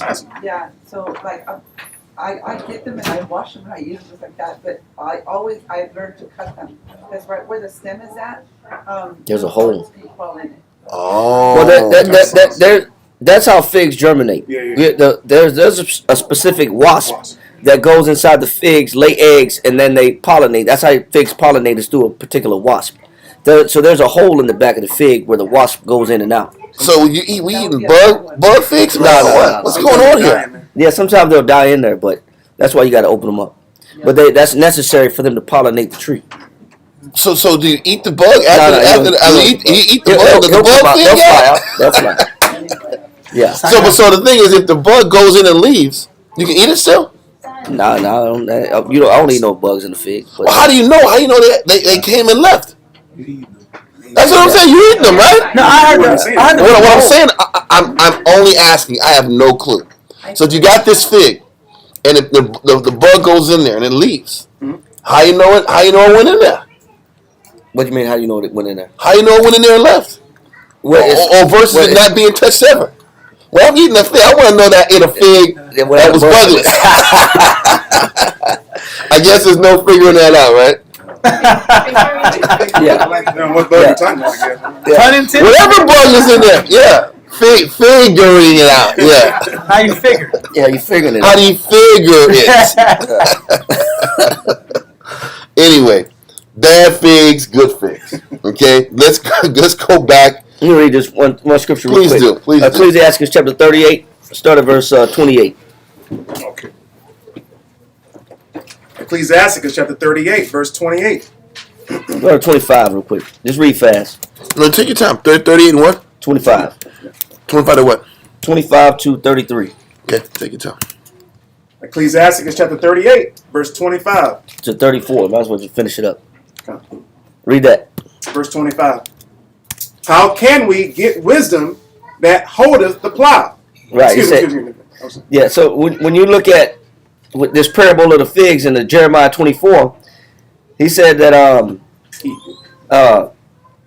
Jeremiah 24, he's talking about these figs or they represent a class of people. Right. So some of the class of people he took out, the ones that were the smiths and the carpenters, and the one that had wisdom, he took them out early in the captivity. Read that again. Verse 25. How can he get wisdom that holdeth the plow? He said, "Well, how can you get wisdom holding the plow?" Read. And that glorieth in the goad, Go ahead. that driveth oxen, and is occupied in their labors, and whose talk is of bullocks. Go ahead. He giveth his mind to make furrows. They said, "Where is this person that's an agriculturalist and a farmer? Where's his mind Where's his mind at?" He giveth his mind to make furrows. His mind is occupied with his business. I gotta plant, I gotta grow, I gotta put this new crops in for this new season. Read on. He giveth his mind to make furrows, and is diligent to give the kine fodder. Go ahead. So every carpenter and workmaster that laboreth night and day, and they that cut and grave seals, and are diligent to make great variety, and give themselves to counterfeit imagery, and watch to finish a work, the smith also, sitting by the anvil, and considering the iron work, the vapor of the fire wasteth his flesh, and he fighteth with the heat of the furnace. The noise of the hammer and the anvil is ever in his ears, and his eyes look still upon the pattern of the thing that he maketh. He setteth his mind to finish his work. So even the smith banging on the anvil, banging hot iron and metal, his mind is where? In his work. His mind is still in his work. Go ahead. He setteth his mind to finish his work, and watcheth to polish it perfectly. So doth the potter sitting at his work, and turning the wheel about with his feet, who is always carefully set at his work, and maketh all his work by number. He fashioneth the clay with his arm, and boweth down his strength before his feet. He applieth himself to lead it over.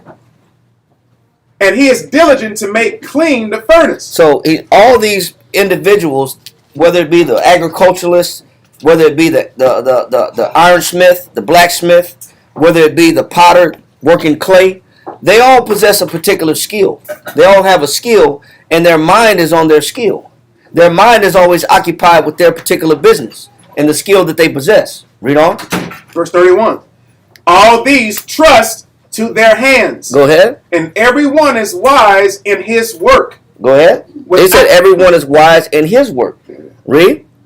Without these, It says without these, what? without these cannot a city be inhabited. So in order for a city to function, you need skilled individuals. You need skilled laborers. You need people that actually could bring something to the table. In order to have a city, you got to have people that have knowledge of farming, knowledge of agriculture, knowledge of iron, blacksmiths, goldsmiths, silversmiths. You got to have people that know how to work, that are tanners. They know how to work leather. You have people that know how to taxidermists, know how to take apart animals. Cobblers. You need these artisans and these skilled level individuals that can bring something to the table. Otherwise, you don't really have a skillful society. You can't really build or do anything in a society unless you have people that are adequate. That's why when you look at the beginning of America, they would bring in Europeans that had skills to help build America. Because the ones that got here, they didn't know what they was doing. They had to lean on Gad and the natives to function. Yeah. But they had to go bring those individuals from Europe to learn how to farm and agriculture, learn how to create metal works and iron works. So they needed that. Read on. Verse 32. Without these cannot a city be inhabited, and they shall not dwell where they will, nor go up and down. Read. They shall not be sought. They shall not be sought for in public council. But those class of people, although a city is necessary to have them, he says, but their skill is limited to their particular jobs. You do need those conveniences and the things they bring to the table. If you don't got no spoons, no bowls, it's hard to function when you're out of plates. You need potters. You need potters that can make bowls and cups and all these things. It's hard to eat just with your bare hands. It can be done, but it's a convenience that they provide. But when it comes to what the Most High is dealing with another class of individuals, he says you don't use those silversmiths, those iron workers, those agriculturalists. They're not needed where? They're not needed where? They shall not be sought for in public council. Although they're good at their jobs, although they have a skill, he says they're not the ones that you're going to be bringing into council. Read on. Nor sit high in the congregation. And nor should they sit high where? In the congregation. Why? Because although they have a skill, they're not in tune to the spirit of things. But when you look at how the Most High took out the Judah and Benjamin out of captivity or into captivity by the Babylonians, he took out who first? Who was the first ones he took out? It was Daniel and the young princes. It was the young men. Yeah, okay. Because those men you need, because they're the ones that you seek for where? In public counsel. You take the ones that are wisest in their particular skill set. For those that are educated and the ones that have given them their minds over to the Most High's instruction, those are the ones you want first. Yep. That's why then if you look who came second, the smiths and the carpenters came second. You need those next because you need those to build the city. But those are not the priority. So if you look at the classes of people that the Most High took out of Israel and brought them into Babylon, it was the ones that you would seek in public counsel first, the wise men, the ones who've dedicated their mind to gaining wisdom, knowledge, and understanding. Then you bring in those that have a particular skill, whether it be leather, whether it be iron, whether it be gold, whether it be agriculture, this and that. Read on. Verse 33. They shall not be sought for in public council, nor sit high in the congregation. They shall not sit on the judge's seat, nor understand the sentence of judgment. They cannot declare justice and judgment, and they shall not be found where parables are spoken. Right. So read on. But they will maintain the state of the world. So you need the craftsmen, the smiths, the carpenters, and the agriculturalists to maintain the state of the world. But they're not your judges. They're not your counsel. These are not the ones you go to get understanding and what the Most High's direction is.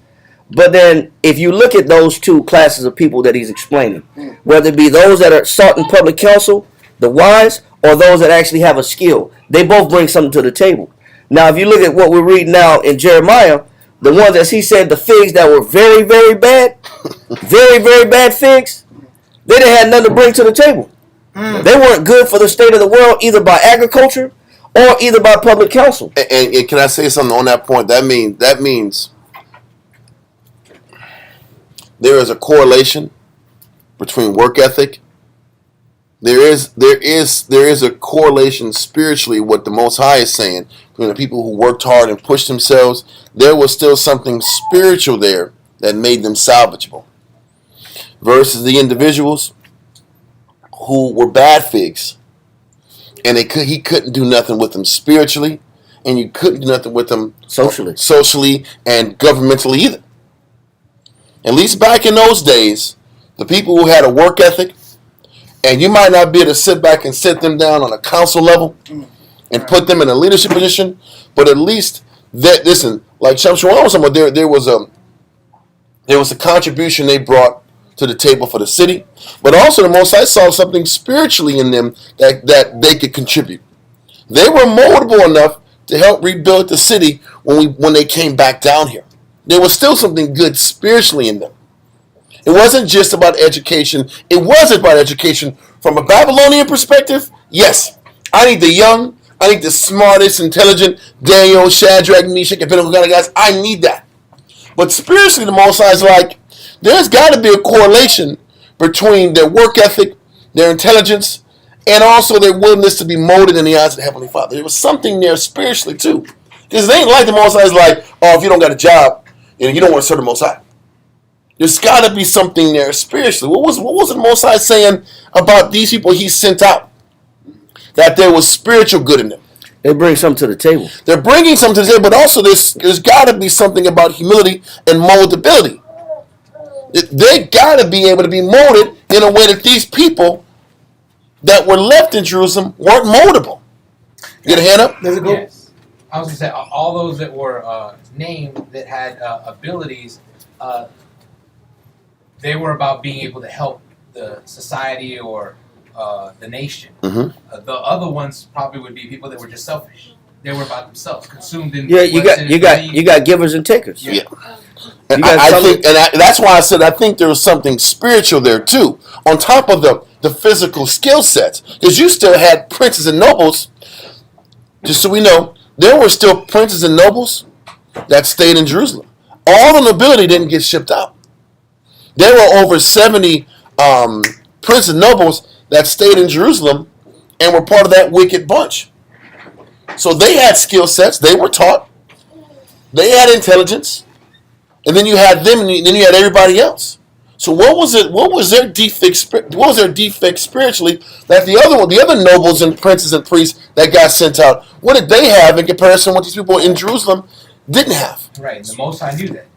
He searches the inward parts. He knew what they were, and that's how he had that all set up. Because as we get to the end, when Babylon gets ransacked in 586 BC, the first thing Nebuchadnezzar does is he kills the 70 nobles. He just wipes them off the board completely. So that's what I'm trying to say.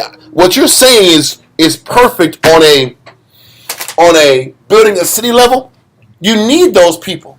But there were still capable people in Jerusalem in the leadership level that the Most says, "No, you're staying here." You guys, because you're going to read later on that Zedekiah did some dirtbag stuff. When Nebuchadnezzar was sending people out to Babylon, Zedekiah said, listen, he specifically handpicked friends of Jeremiah and sent them out to Babylon. Come on, bro. So Jeremiah had no priest and leaders to look after him for those next 11 years. When you read earlier, when Jehoiakim was here, there was a couple guys that said, hey man, you got to get out of here. Or you had some, like the scribes, Shalom and his family, they kept looking after Jeremiah when Jehoiakim was in power. But those guys got sent out. But really, it looked like a dirtbag move on one end, but the Most High was protecting them. He was protecting the good priests and the good scribes and the good men. And he left Jeremiah, the one good man, to be around these ravenous animals out. Mm-hmm. It's crazy. But it was a lot of the regular people that was in Jerusalem, but there was still a handful of nobility still there that were taught and educated that just didn't have a willingness to serve the Most High. Are you saying also, so these men, these artisans, they more so just brought the economic benefit? Well, I'm saying they brought economic and there was something spiritual that they were able to bring to the table. There was a more. Listen, first of all, they were all wicked. That's why we got put in captivity. I got to make sure everybody that got sent to captivity was wicked. But as we know, there's different levels of wicked. There's different levels of there is a different level of faithlessness. There's different levels of lust, different levels of pride, different levels of self-hatred, right? So, with the Most High is looking at this whole thing and saying, you know what? These people that got shipped out to Babylon, I can mold them. And this level of trauma will get them to be more humble and willing to change when I bring them back. Because when they came back, their zeal to stay in order was pretty strong. So he was able to do more with this batch, but he classified this other batch as a batch that I can't do nothing with. This is a no good batch. So I'm going to turn my back from them. We're going to go into later on in the scriptures how the Most High turns his back on people. Okay? Can I pull one scripture quick? Genesis 50 verse 19 and 20. Type it in. Genesis chapter 50, verse 19. Yeah. It just shows how the Most High. It shows how the Most High is still in control, regardless of people and their games. Read. Genesis chapter 50, verse 19. And Joseph said unto them, Fear not, for I am in the place. Fear not, for am I in the place of the Most High? I'm not the Most High, but I have a conscience towards the Most High. Okay. Read. But as for you, ye thought evil against me. Ye thought evil against me, like the king had negative against the prophet Jeremiah. Mm-hmm. Read. But the Most High meant it unto good, to bring to pass, as it is this day, to save much people alive. So the Most High will turn it when a man's ways please the Lord, even his enemies will be at peace with him. Also, not that the enemies are at peace, but that their decisions, their moves will still benefit you. So this curse, listen, it looked like the people that got shipped out to Babylon, it looked like they had the worst luck ever. You guys got the shit into the stick. You gotta go to Babylon? That sucks. Right. So Zedekiah was smiling and laughing at him. Oh, this is bad. We're good. We in Jerusalem. Jerusalem. Send Jeremiah's people with him too. Yeah, get them all out. We're still winning. Yeah, that's the point. We're gonna winning. Run this city, and that's the point. Yeah, and what we would say, I'd rather be a king in hell than a servant in heaven. Not me. You can have that. People say that. I don't. You can have that crap. As long as I have my power, my leverage, I'm gonna still live and do me. Yep. Until I can't. So you got something, Joshua? No, that was it. So that was perfect. Let's go to Jeremiah 24, and again, let's go to 5 again. Jeremiah chapter 24, verse 5. Thus saith the Most High, the power of Israel, like these good figs, so will I acknowledge them that are carried away captive of Judah, whom I have sent out of this place into the land of the Chaldeans for their good. For I will set mine eyes upon them for good, and I will bring them again to this land, and I will build them and not pull them down, and I will plant them and not pluck them up. He says, I'm going to plant them, and I'm not going to pluck them up. I'm going to build them. Let them go over there, get stung, learn from their mistakes, and then after they get their sting, and these guys get their sting in Israel, then I'm going to bring them back, and I'm going to take care of them. Okay, read on. Verse 7. And I will give them an heart to know me, that I am the Most High. You know how the Most High gives us a heart to know Him? How does the Most High give us, or give us a heart to know Him? How does He do that? Correction. Lost, man. legitimate loss. He brings you rock bottom. Then all of a sudden, you have the gift of the heart of the Lord. You don't know. Now that's the thing. You get the gift of the heart of the Lord when you hit rock bottom and you stop fighting it. Yeah.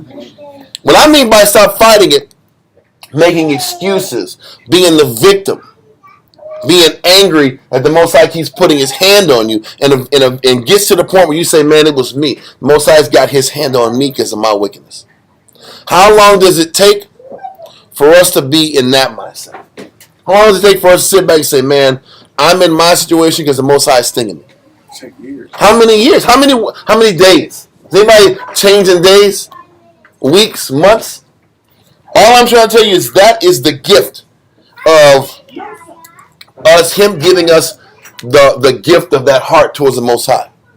So when they're in Babylon and they're suffering and they're losing and they're third-class citizens in Babylon, It's not cool. then they're like, wow, man, we're here because the Most High got me. What crazy thing is, the good figs were able to realize it was their fault. And I think that's the difference between the good figs and the bad figs. And that's usually when you deal with people that. I want to make sure I stick that point real quick.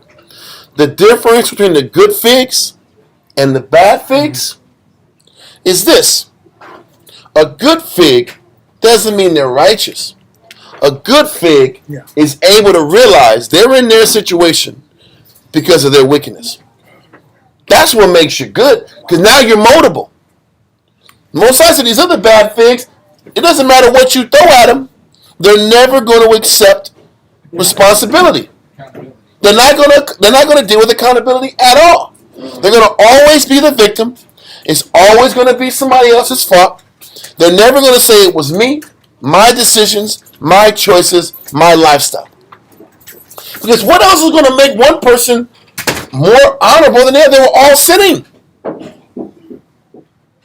This is what was that? What you gonna say? No, I want to drive that point because I don't think we think of it that way. We think of wickedness and righteousness based off of this separates the skill aspect of things. Because certain people are better studiers, better readers. Some people enjoy reading. Some Israelites don't like reading. That's a major disadvantage. Am I right or wrong? In this realm, it is a major disadvantage to not want to study. I'm reading for 10 minutes and I'm just sleepy. Man, you're in trouble, bro. I'm drained. Serving the Most High, you're in trouble. If I'm burnt out in 10 minutes, you better figure that shit out. You better stop everything else you're doing and you better knock out 30 minutes a day. And I say that because a lot of Israelites have problems with that. So if we're going to separate studiers, people who can study, people who can't study, people who are more physically inclined, people who aren't physically inclined, intellectuals versus more brutish natured people, how can the Most High sit back and look through all these different technical abilities or lack of technical abilities and say, this person is worthy of going to Babylon and this person got to run out here in Jerusalem? Whether it's young princes like Daniel that got shipped out, or there's young princes that stayed. You can't say that there's nobody. Listen, you can't say that everybody that stayed didn't know nothing about nothing. We don't know shit. We're going to eat and poop and that's it. How's the kingdom going to function? They had to know something. Yeah. But what was the criteria of the people over there in Babylon versus the people in Jerusalem? Correction, getting brought down to a certain degree, would bring about humility in one group of people, and bring you down to a certain degree won't bring any humility out of another people. That's the difference. What else can you use as a frame to determine who is salvageable? Is a person have enough conscience of the Heavenly Father when either they study it themselves or counsel is brought out to them that they're operating negative? Where is your contrition of heart? Do you have it in you to change, whether you studied or you were taught the right way? Or are you going to sit back here and keep going and doing what you want to do? Yeah, go there. Proverbs 24. in 16. Proverbs chapter 24, verse 16. For a just man falleth 7 times. A just man's going to keep making mistakes. But at least has enough humility to listen, hearken, and get back up and try to fight again. Read on. A just man falleth 7 times and riseth up again. But how does a person rise? You can't rise unless you admit your faults. Acknowledge your issues. And once you acknowledge your issues, now you're on the path of changing. Whether we deal with alcohol acknowledgments or NA meetings, well, a person can't be helped until they what? They have to first admit they had a problem. That takes what? Humility. But that's us too. So a just man can't even get up 7 times. 7 misses a complete number of times unless they acknowledge each time they fall it was their fault. Right? That's what makes a righteous person righteous. Every other issue that we have, lack of strength, lack of talent, we can work on. Am I moldable enough to realize it's my fault and I need to get advice? I need to read. I need to counsel. I need to be around people who can pull this negative, help me pull this negative off of me. But can I acknowledge it was me? Read it from the top again, verse 16. Proverbs 24 and 16. For a just man falleth 7 times and riseth up again. That just man falls and he rises up again. Read on. But the wicked shall fall into mischief. The wicked just falls and never figures it out. He never figures out because he's not humble enough to acknowledge it was him. It's never him. It's never him or it's never her. That's how you know you have a person that you can't build with. That's how you know you got a person who can't build with because they never accept the responsibility. They're never accountable. They can't say it was me. So you know what? You're going to be those Jews who stayed in Jerusalem. That's how the Most High knew. It was beyond talent. Because sometimes with our talent, we sit back here and we think it was our talent that got us where we're at. Our ability, our skill. Just because you might have certain aspects of intelligence and you can put 2 and 2 together, that don't make you righteous. How humble are you? Yeah. How much talent, if you had your talent, if you had this damn talent, how much have you fixed in yourself? How much have you improved from where you're naturally born with? And does your talent benefit your people? Well, that's my point. Does your talent benefit your people? And how much have you fixed in you from what you're naturally talented at? If you ain't got no answers, I want to tell you. That means you're not as strong as you think you are. You're not as on point as you think you are. So, that was a good verse. Let's jump back to verse 5 again in Jeremiah. Jeremiah chapter 24, verse 5. Thus saith the Most High, the power of Israel, like these good figs, so will I acknowledge them that are carried away captive of Judah, whom I have sent out of this place into the land of the Chaldeans for their good. Listen, I've never heard of captivity being a good thing. Slavery being a good thing. Do you think they was in trains? Do you think they took the train from Israel to Babylon? No. You think they took the carriages out? You was walking, man. Can you imagine walking that far? I can't even visualize it. You're walking, bro. From Jerusalem to Babylon? That's a long damn journey, bro. And Babylon is a desert, too. Yeah. You're passing some desert to get there. You know what's crazy? When you're on that long walk, you have a lot of things to think about. Oh, you think about all the days. Listen, You think about all the idolatry. ain't no headphones out. Listen, you got chains on that. Don't forget, we're going to read a little bit about how Jeremiah prophesied. Mm-hmm. He walked around the city with the wooden shackles on his neck. Mm-hmm. He walked around the city with wooden shackles, and this was going to happen to the Jews. He was starting nothing but hell. And he go to the corner store with some shackles on. This big ass damn listen, slave man chains. Yeah. And this was what happened to the Jews. Why am I pointing that out? Because how do you think they walked from Israel to Babylon? In chains. In chains, And then those neck damn Collars. right? So one man can't just bounce out and run. Because you ain't had some 4-2 niggas out there, right? Listen, you start getting him going, you can't catch him.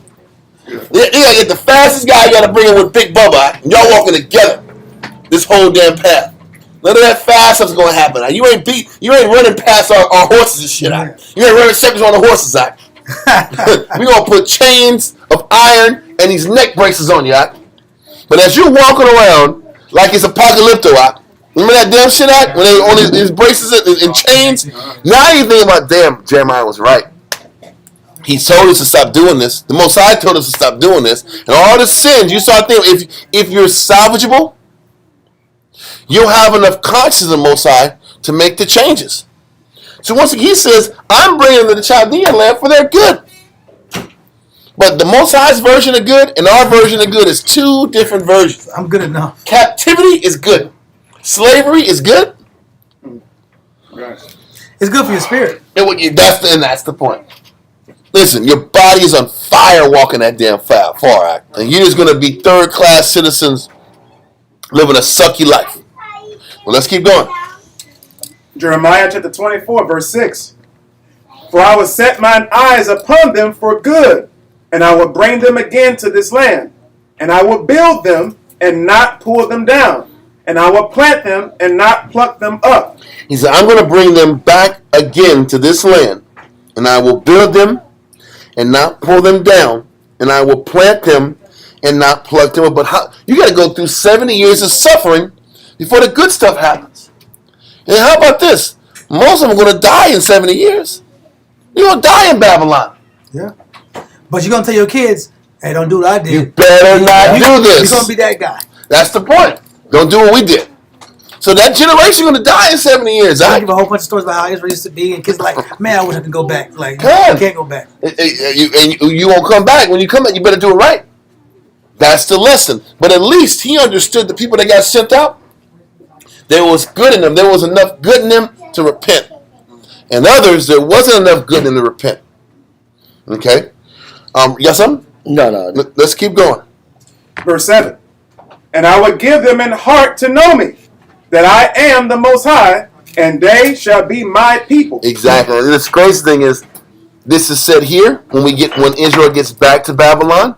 And doesn't the Most High say that in Hebrews too? But how Most High going to put His spirit in our heart at? Mm-hmm. Or matter of fact, he says it in Jeremiah 31, because He got to put His spirit in our heart at, in order for us to sit back here and truly be righteous. But hold this verse. We're going to go back here and go to Jeremiah 29. Oh. Jeremiah 29, verse 1 through 32. Jeremiah chapter 29, verse 1. Read that. Verse 1. Now these are the words of the letter that Jeremiah the prophet sent from Jerusalem unto the residue of the elders which were carried away captive. So listen, Jeremiah wrote a letter to the Israelites that was in Babylon, giving them instructions on how they're supposed to act when you get to Babylon. Okay? And it was sent to the elders in Jerusalem. Read on. Which were carried away captive. Don't forget, Ezekiel wasn't part of that elders group. Ezekiel was a young priest just getting his wing, just getting his bones in the game. He's still a young priest. You just started being a young priest. You just start doing priest work at 30. You get trained until you're 30 on how to do it. It was that intricate. It was that intricate and detailed to where you couldn't start doing priest work until you were 30 years old. So he was still young in the process of things. Jeremiah is writing a letter to everybody out there that's going to Babylon. Read on. Unto the residue of the elders which were carried away captives, and to the priests, and to the prophets, and to all the people whom Nebuchadnezzar had carried away captive from Jerusalem to Babylon. After that, Jeconiah the king, and the queen, and the eunuchs, the princes of Judah and Jerusalem, and the carpenters and the smiths were departed from Jerusalem. So the eunuchs, the princes, the queen, the king, the people with their hands, they all were shipped out. Read on. by the hand of Elisha, the son of Shaphan, and Jeremiah, the son of Hilkiah, whom Zedekiah, king of Judah, sent unto Babylon to Nebuchadnezzar, king of Babylon. Stop. Shaphan's genealogy was the one that was with Josiah, and so was Hilkiah. Shaphan was a scribe, and Hilkiah was the high priest during the time of Josiah. And they were the ones that worked with Josiah and Jeremiah. Those were good men. So he says the person who read the letters in Babylon was Elisha, the son of Shaphan. So that lineage was still righteous and honorable. And Gemariah, which is the son of Hilkiah. So those people were still good men in a corrupt system that it says, whom Zedekiah, king of Judah, sent to Babylon. He sent the good men out. Sitting back here keeping the clique amongst all these wicked heads. So these good men wrote the letter or read the letter that was written by Jeremiah. And this is what it says. Read on. Saying, verse 4, Thus saith the Most High of Hosts, the power of Israel, unto all that are carried away captives, whom I have caused to be carried away from Jerusalem unto Babylon. Build ye houses, and dwell in them. Get comfortable, man. Get you some cribs. Get a house. Dwell in there. Read on. And plant gardens, and eat the fruit of them. Get ready, man. You're going to be here for a while. Plant your gardens. Eat your fruit. Read on. Take ye wives, and beget sons. You know what he's saying? Invest. Stop fighting what's happening. You know, sometimes, you know, they talk about what are the 5 stages of grief? Denial? That's the first thing you're in denial like. You don't think what's happening. This is, you know, something's going to happen. We'll get sent back to Jerusalem. It's going to work out. Well, Jeremiah is like, listen, get past this denial. Get past the anger.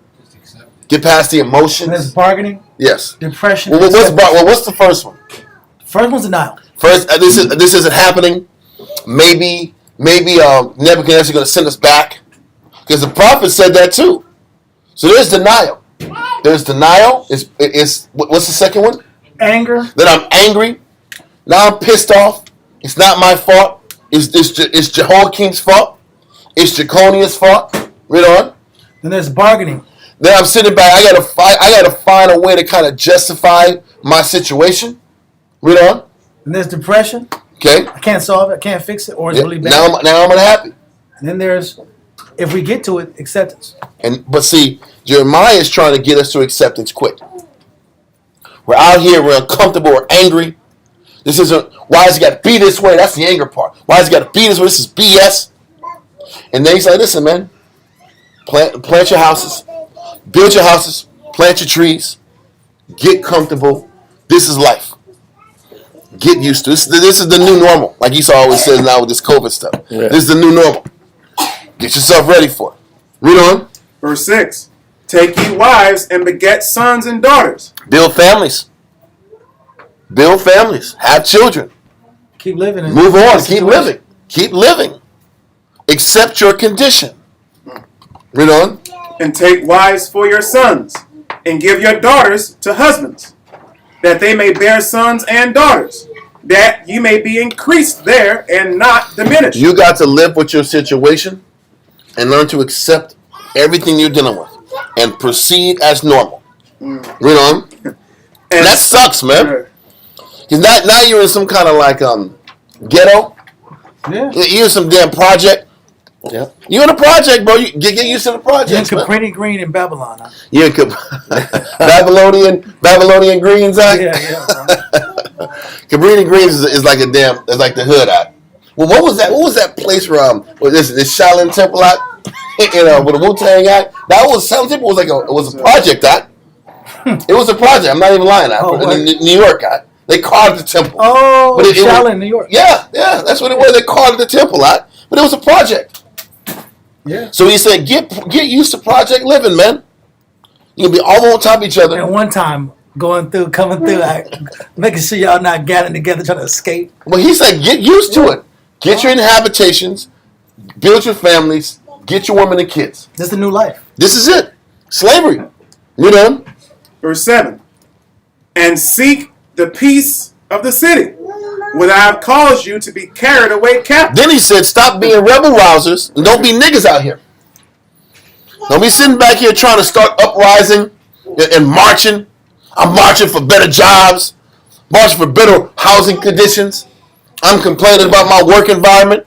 He said, seek the peace. Shut your mouth and fit in and do your job and contribute to the success of Babylon. That's what he's saying. Make Babylon great again. Go back and do it. Read on. He said, seek the peace of the city.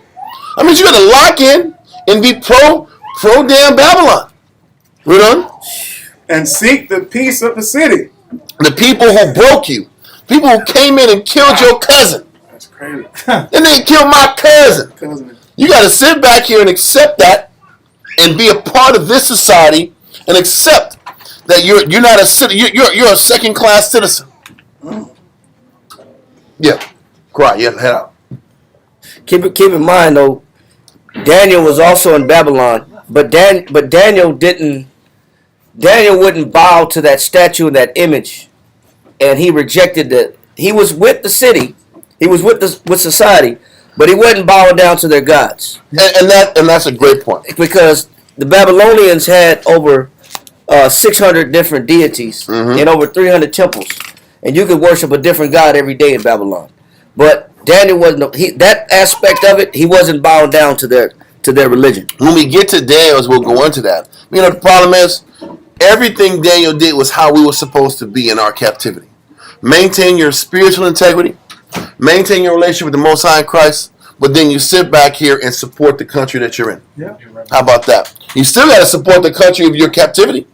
Listen, Daniel gave the Babylonian kings all the counsel they could handle to sustain and keep the kingdom afloat. These are facts. So can we sit back here and accept that the Most High got his hand on us? And we got to sit back here and operate and function in society to do what we got to do and be in order with the Heavenly Father at the same time. What we want to do is follow the laws and commandments and just sit back here and trash the country of our captivity. The reality is the Most High is going to break this place down. Just like he broke down Babylon. When I'm sitting back here watching this geopolitical news, you know who the last people on the white man's mind is? Us. When they talk about the problems of Ukraine and Russia, you know what they're saying? Listen, I think it was Schultz or Stoltenberg or it was Blinken.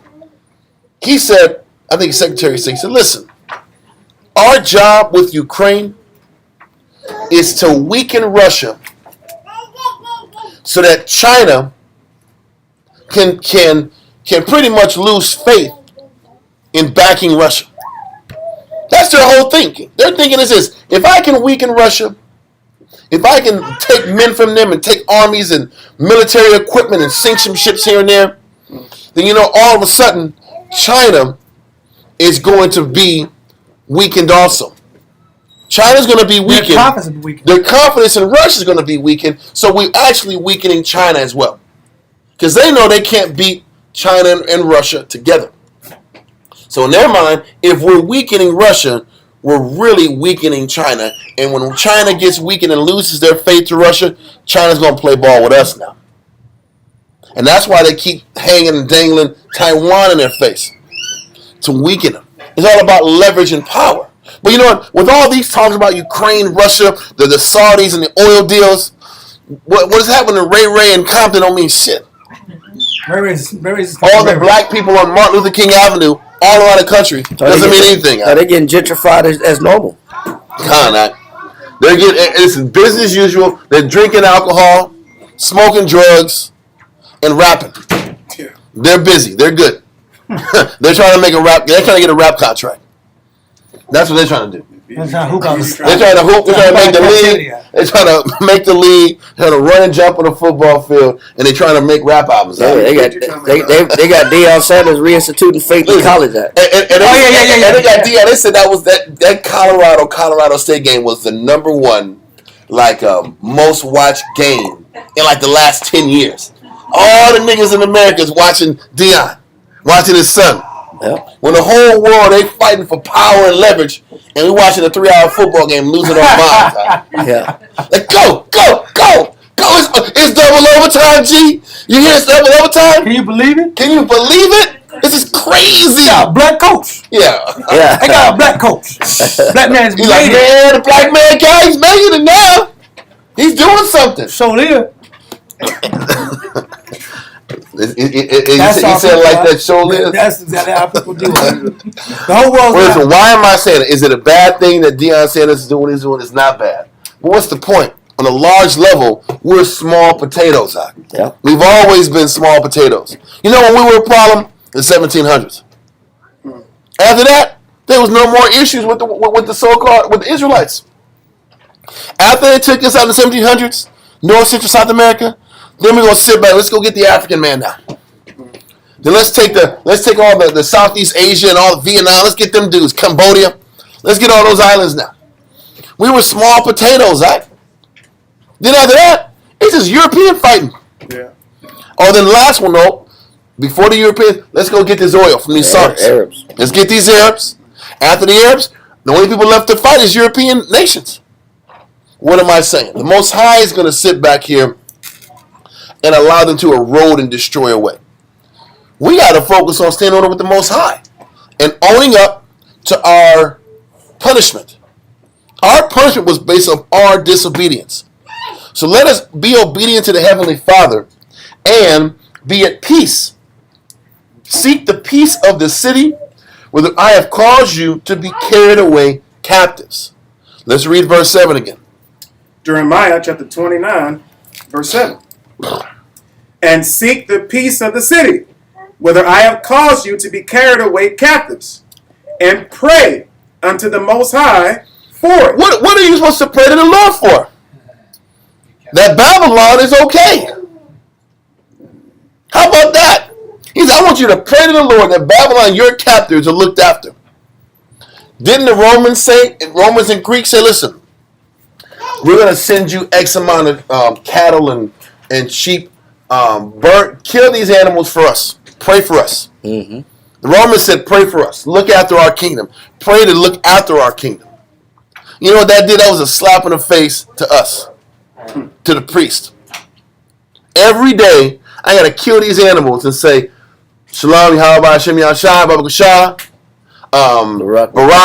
Barak, Adawam, Hio, Adawam, Kazak, Adawam, Aram.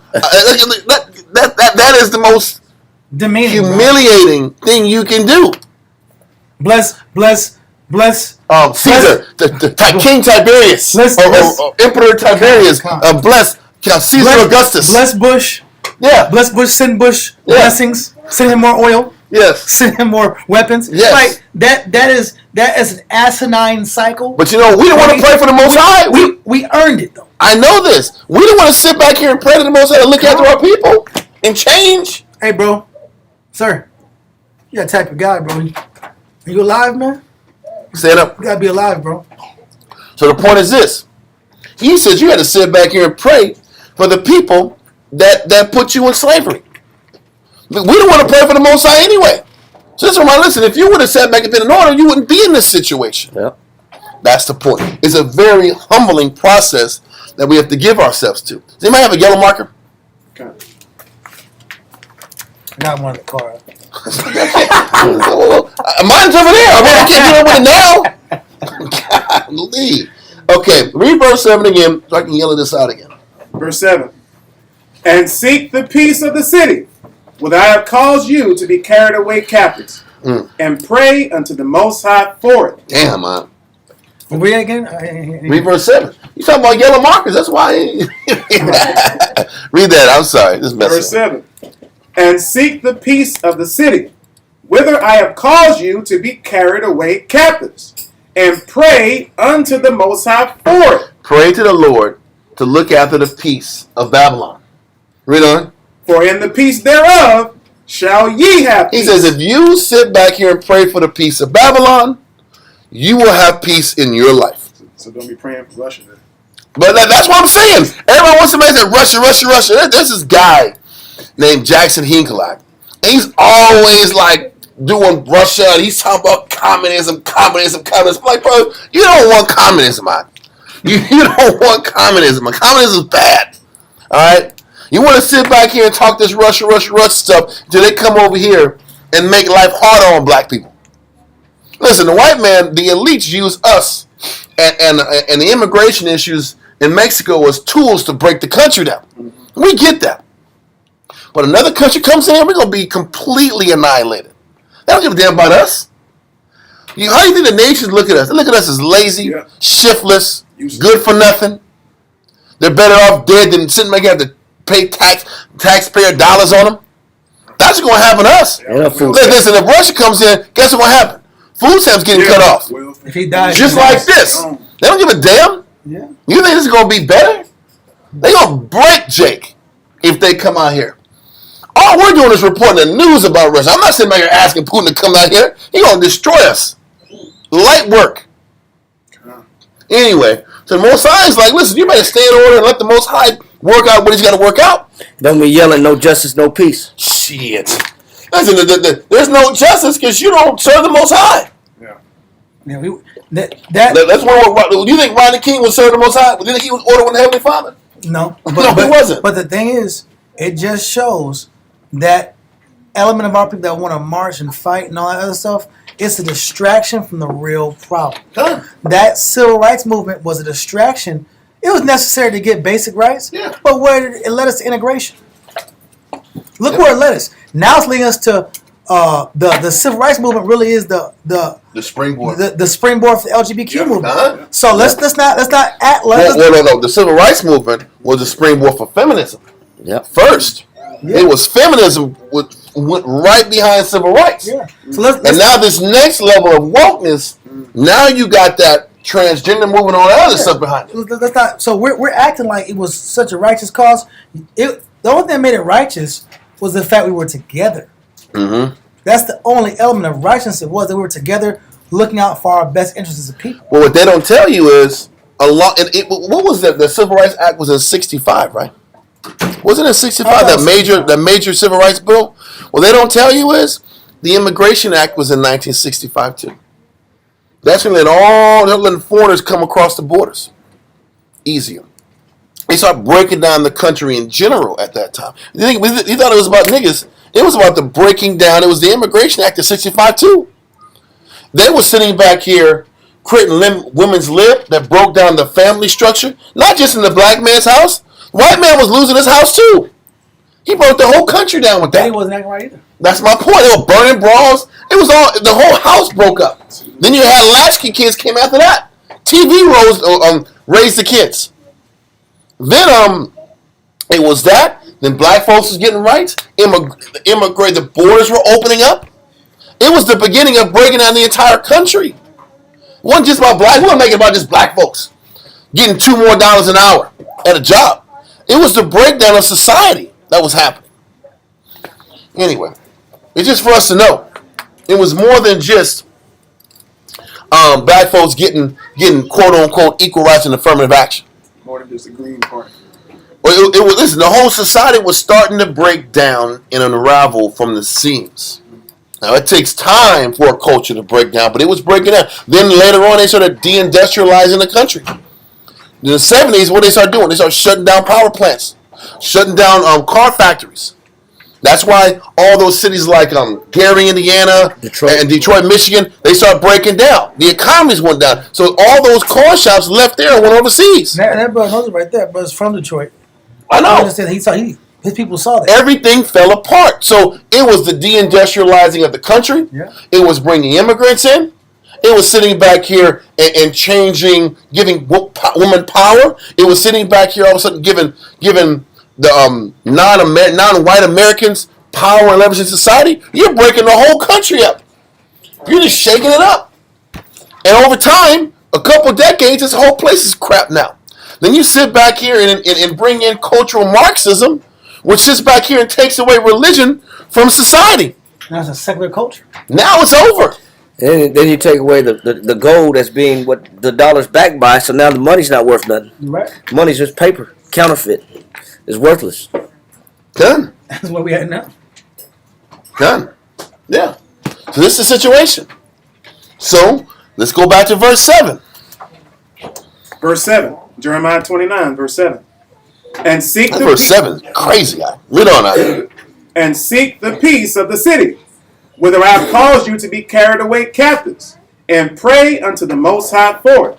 For in the peace thereof shall ye have peace. If you pray for peace and there's peace in the nation that's in power over you, you'll have peace. The crazy thing is this.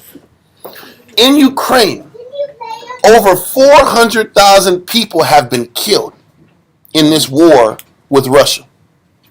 On top of the 400,000 that have been killed, over 1 million have been injured and maimed, and they can no longer fight in action. Do you want that smoke? Now they're at a point where they're sitting back here, and all the Ukrainians that had went to these different countries for political asylum, they're going to all these outside countries, Poland, France, Germany. Listen, listen, man, round up all the Ukrainians and send them back to Ukraine because they're going to fight. That's what they're doing. Like that, huh? They said get everybody that went out for political assignment, all the men I want them. Want the women too. They're going to be active. They're going to be the nurses. They says all the mentally unstable people, get them out of the asylums that put a gun in their hand. Oh, they're gonna be out there like Oh! that. That's what's happening, right? This is a real thing, right? This is bad, huh? They said they're getting everybody. 1 million are injured. I've seen clips where dudes are sitting back here, they're shot up, they're bloody, and they're putting these crazy tourniquets on all their. I saw one guy get tourniquet on his both legs and an arm, and the tourniquets are so tight, you got to amputate after that. So can you imagine after this you have no legs and one arm, bro, and that's your life forever? It was one guy, he was mumbling, his whole jaw was gone. One half of his mouth was gone, it was shot off. Like, this is war. Yeah, he can't go back to fight next week. That's it. They're running. But what am I saying? I'm pointing out all these horrors and atrocity of fighting because you know what? The Most High is shielding us from this. Listen, America's not getting touched because the Most High is looking after us. That's why this place isn't getting destroyed yet and bombarded. He's protecting us. What's coming? We got to get put in service. When there's mandatory drafts. You think we can hide from that? Do you realize in Ukraine they have a special group of SVU, which is their police. They go from house to house, looking for people, looking for men. Like Anne Frank. It's like if Anne Frank was real, I'm gonna say that. I'm gonna leave it at that. If that was real, I'm gonna say one thing about Anne Frank. They said it was written that Anne Frank diary was written in a pen that wasn't invented yet back in the day. I'm gonna leave it at that. The ballpoint pen that was used to write down Anne Frank wasn't that ink, and that ballpoint pen wasn't even invented yet. She had the patent, huh? So that lets you know, was that really her, or that somebody later on made the story up? And I'm gonna leave it at that. So the point is this.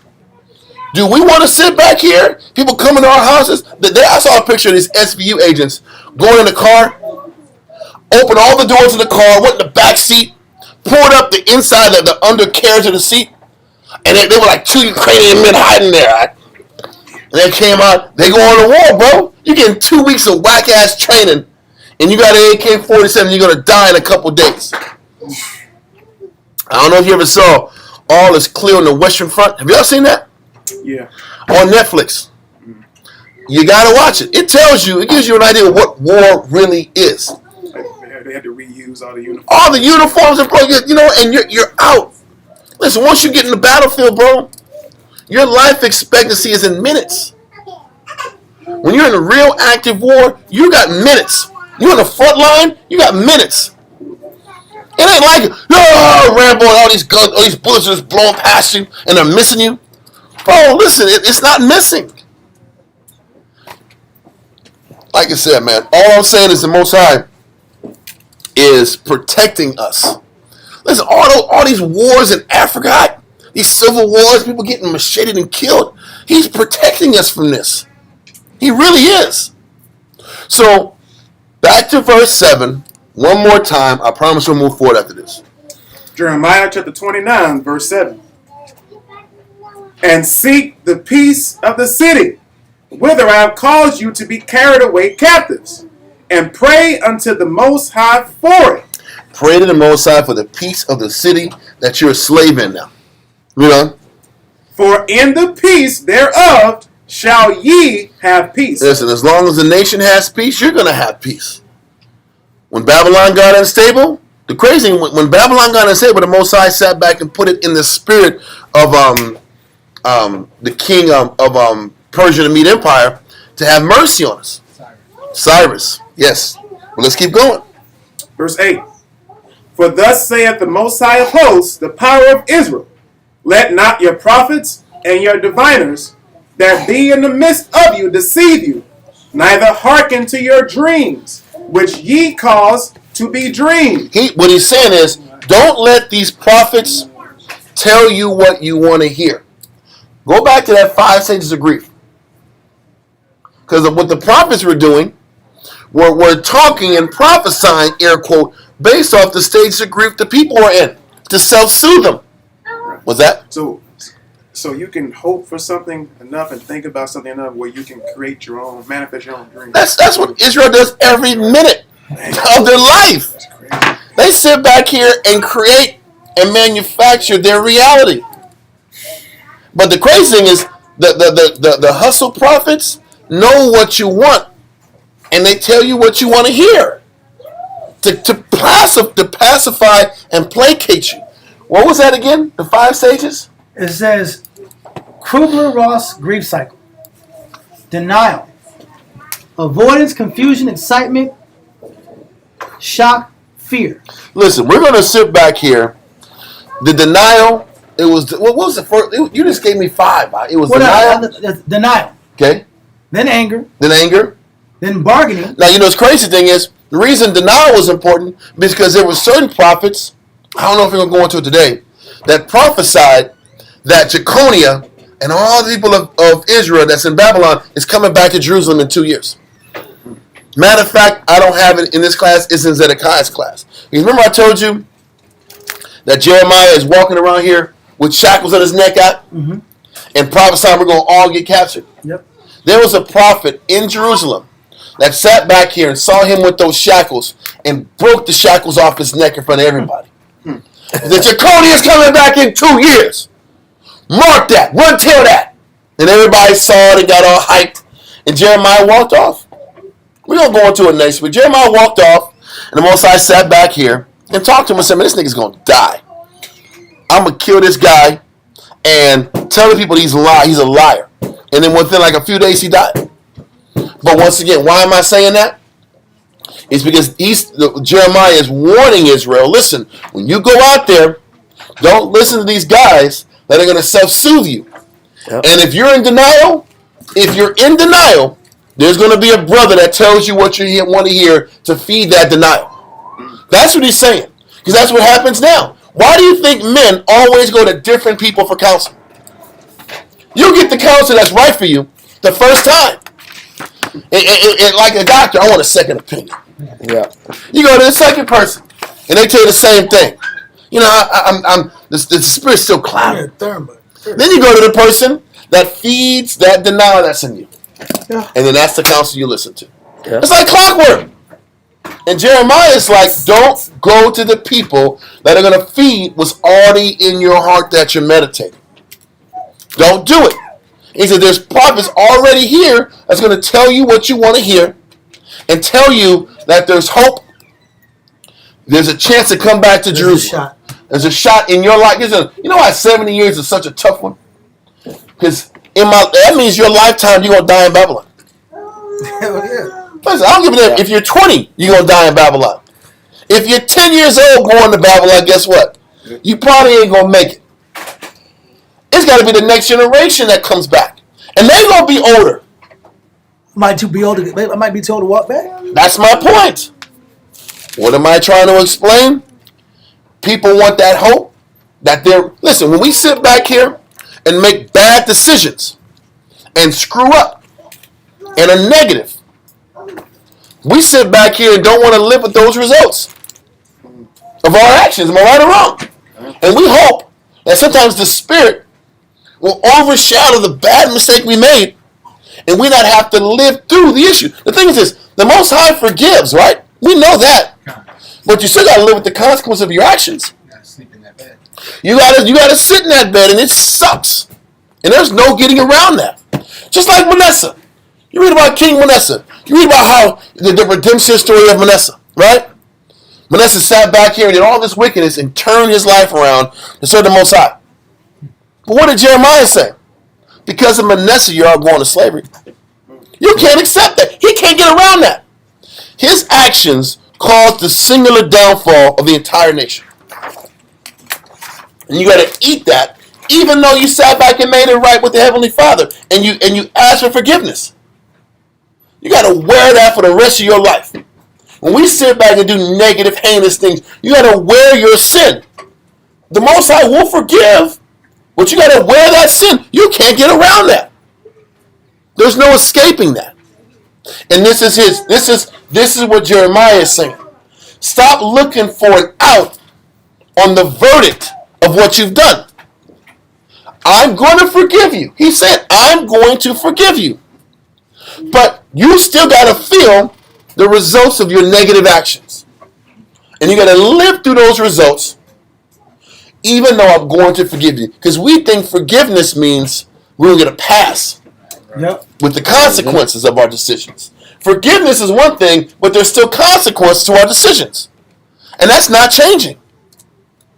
And that's fair and just in the Heavenly Father's eyes. So and this is why people are still wishing and hoping things change, because we want to avoid the consequences.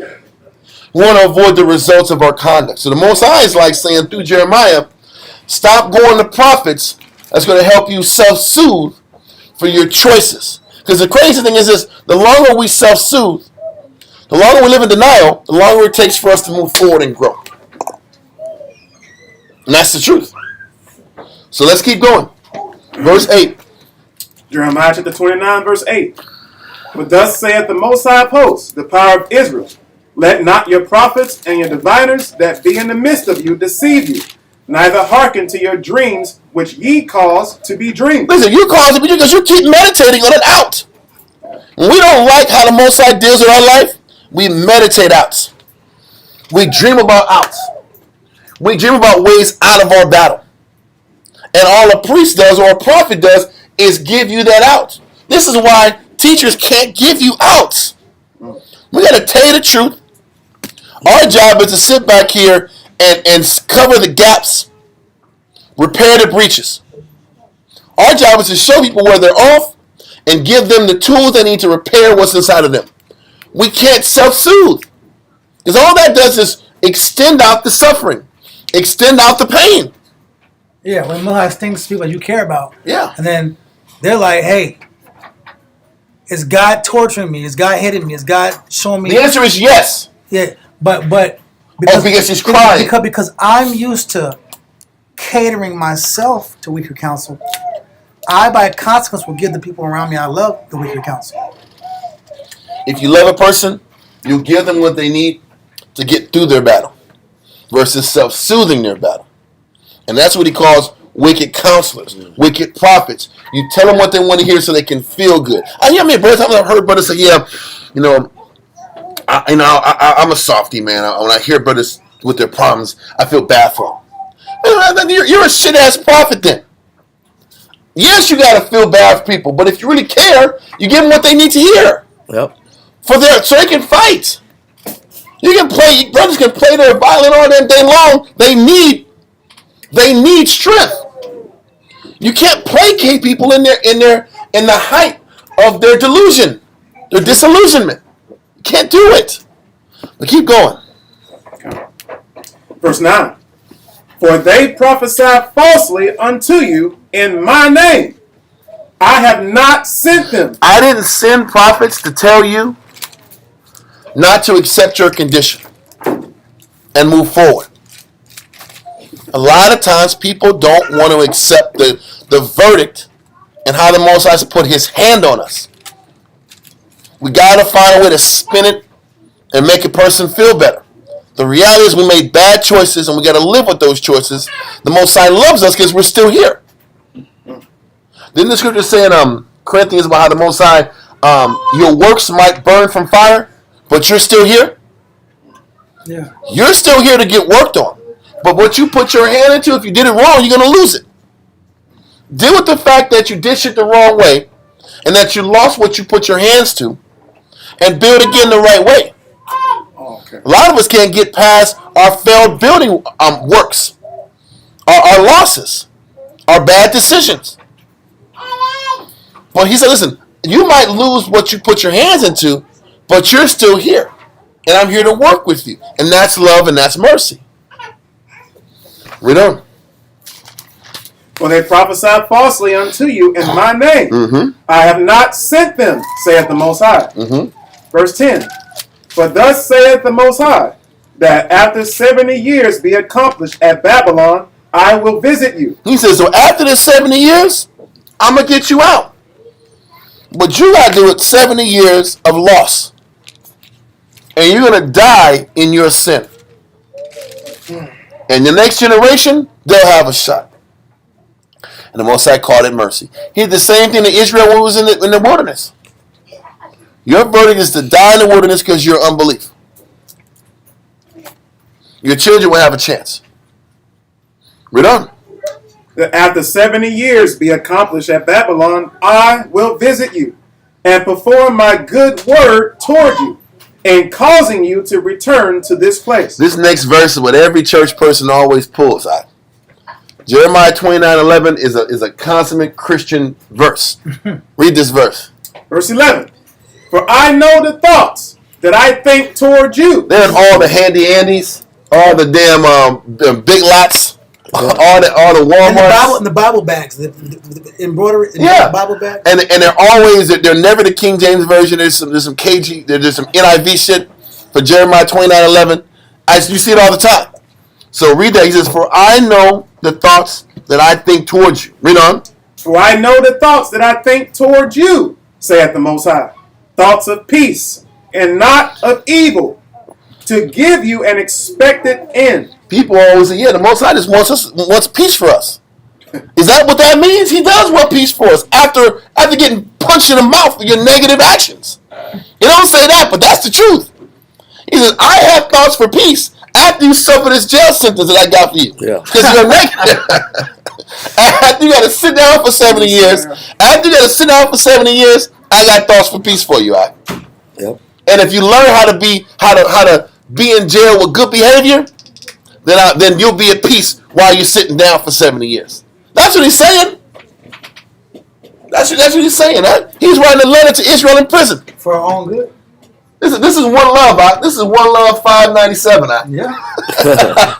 Stupid. This is one love 597. You in jail. Make sure you don't piss the wardens off. Don't piss the boss off, and you'll stay in jail and be okay for 70 years. And when it's time, I'll bring you out. Become a trustee. Yeah, become a trustee. Right? Yeah. Make license plates. I'll be the best at it. Read books while you're in jail in the library. Read the scriptures. And while you're sitting down, you know what? Your children will get a chance. But when the verse says, I have thoughts of peace towards you. And he really does. There's peace, but you still got to suffer for your actions. That's crazy, man. Let's keep going. That's the truth. Read verse 12. Verse 12. Then shall ye call upon me, and ye shall go and pray unto me, and I will hearken unto you. He said, I'll listen to you after the 70 years. After these 70 years, after this punishment, then I'll be able to sit back here and give you the things you want. But for the 70 years, you serving them. He said, then ye shall call upon. But this is after the 70 years is accomplished. Does that make sense? Read on, man. 12 again? Yeah. Verse 12. Then shall ye call upon me, and ye shall go and pray unto me, and I will hearken unto you. And ye shall seek me and find me, when ye shall search for me with all your heart. Damn, bro. But listen to this.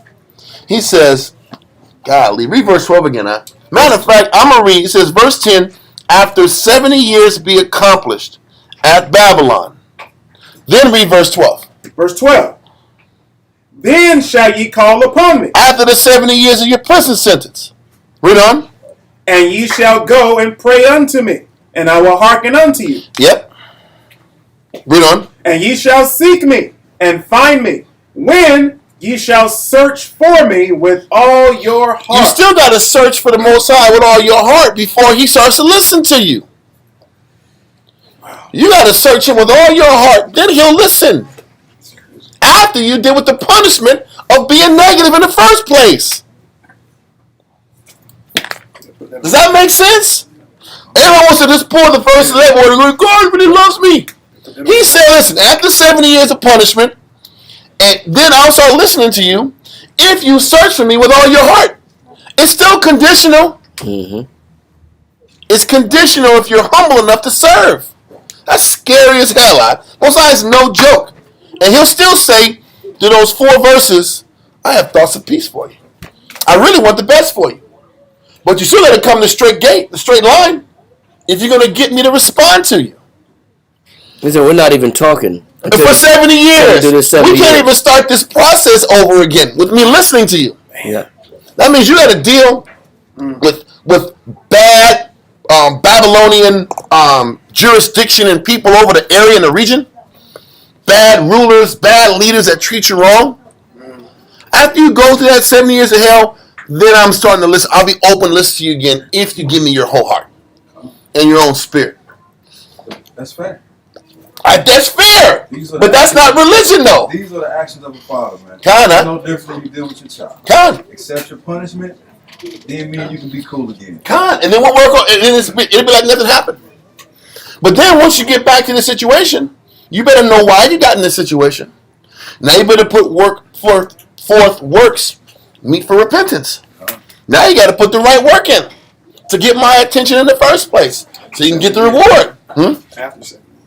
After 70 years, I'll be in the market of listening to your prayers again. And it goes that class just one That's crazy. That's crazy. About man of flesh converted. You better be watching that class when you're in captivity. You better be.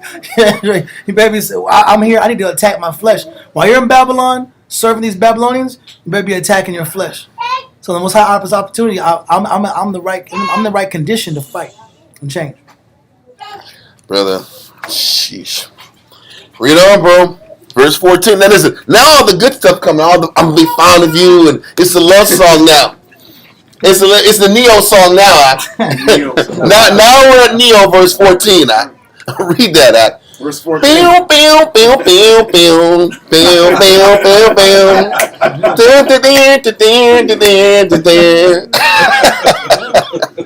Listen to it. Verse 14. I will be found of you. You know what I mean? It's all perfect. Everything's going to be okay. After you come back right. Read on that. Verse 14. And I will be found of you, saith the Most High. And I will turn away your captivity. And I will gather you from all the nations. And from all the places whither I have driven you, saith the Most High. And I will bring you again into the place whence I caused you to be carried away captive. I'm going to bring you guys back to Jerusalem. Read on. That sounds good. That's hopeful. Read on. Because ye have said, the Most High hath raised us up prophets in Babylon. Read on. Know that thus saith the Most High of the king that sitteth upon the throne of David, and of all the people that dwelleth in this city, and of your brethren that are not gone forth with you into captivity. Thus saith the Most High of hosts, Behold, I will send upon them the sword, the famine, and the pestilence, and will make them like vile figs that cannot be eaten. They are so evil. He says in verse 15, because ye have said the Lord hath raised up prophets in Babylon. He kept saying that these same prophets were the ones who were pushing the people to go opposite of the fate that they had to accept. He said, I'm going to turn those prophets that are lying on me, and I'm going to turn them to evil figs. We're about to read about these evil figs in a little bit. The evil figs that the Most High said, I'm not going to deal with, and I'm going to send them away and make them get punished more than the punishment in Babylon. He said the people in Babylon got it easy. The good figs that get sent to Babylon, they got it way easier than the bad figs that stay in Jerusalem. So now he's like, if you got guys that are going to be prophets out there that I didn't call, that's pushing against what I'm teaching, this is what's going to happen. Read on. 17 again, right? Yes. No, 18 is fine. Verse 18. And I will persecute them with the sword, with the famine, and with the pestilence, and will deliver them to be removed to all the kingdoms of the earth. I'm going to sit back here, and if they're in Babylon talking against me, I'm going to make life on them and send them somewhere else. Because I don't want to taint the small group I got in Babylon that I'm going to bring back to Jerusalem. Read on. To be a curse, and an astonishment, and an hissing, and a reproach among all the nations whither I have driven them. Because they have not hearkened to my words, saith the Most High, which I sent unto them by my servants the prophets, rising up early and sending them. But ye would not hear, saith the Most High. He said, my prophets you don't listen to. You listen to the prophets that tell you what you want to hear. And I'm going to remove them from the picture. Read on. Hear ye therefore the word of the Most High, all ye of the captivity, whom I have sent from Jerusalem to Babylon. Thus saith the Most High of hosts, the power of Israel, of Ahab, the son of Koliah, and of Zedekiah, the son of Messiah, which prophesy a lie unto you in my name. So now he's calling out people that he knows is lying out of this prophet group. All these guys, what he said is Zedekiah, it's not King Zedekiah, but it's Zedekiah and Ahab of the priestly families. Read on. Which prophesy a lie unto you in my name. Behold, I will deliver them into the hand of Nebuchadnezzar, king of Babylon, and he shall slay them before your eyes. He says, most High going to have them where they get killed in front of your eyes. Why is that important? Everybody that's captive needs to see that guy isn't to be followed and his message isn't to be followed. Like I gotta nip this insurrection in the bud early, so they can sit back here and take the time to heal and to accept the conditions I got set for you. Because the crazy thing is, a lot of times the false prophets and the false teachers sit back here and get in the way of a person's learning. Because all this pity-patting with somebody, telling them it's going to be okay, everything's going to be okay, now you're retarding their growth. The quicker you tell them that they're off and they got to change, the quicker they have a chance to come back to the Heavenly Father. But they still, even they still got their run though. What do you mean? They still got time to promote this message. Yeah. It wasn't like immediate. They still got time. Yeah, because obviously the word got back to Jeremiah that they was doing it. Or the Spirit told Jeremiah they was doing it. However it is, the Most High already knew that message was getting pushed out in the midst of the captivity. Because there's a market for it. Because there's a market for it. And if I sit back here, I can be the king of the Jews out here if I get the people on my side and tell them what they want to hear. Right. But all that telling people what they want to hear just weakens a person and doesn't allow a person to accept their fate and learn to come to realize it's them. Because people want to live in that false state. It's a more comfortable state to lie to myself than to sit here and accept my reality. Because then you got to change. Then you got to bring out good works to the Heavenly Father if you're going to accept your reality.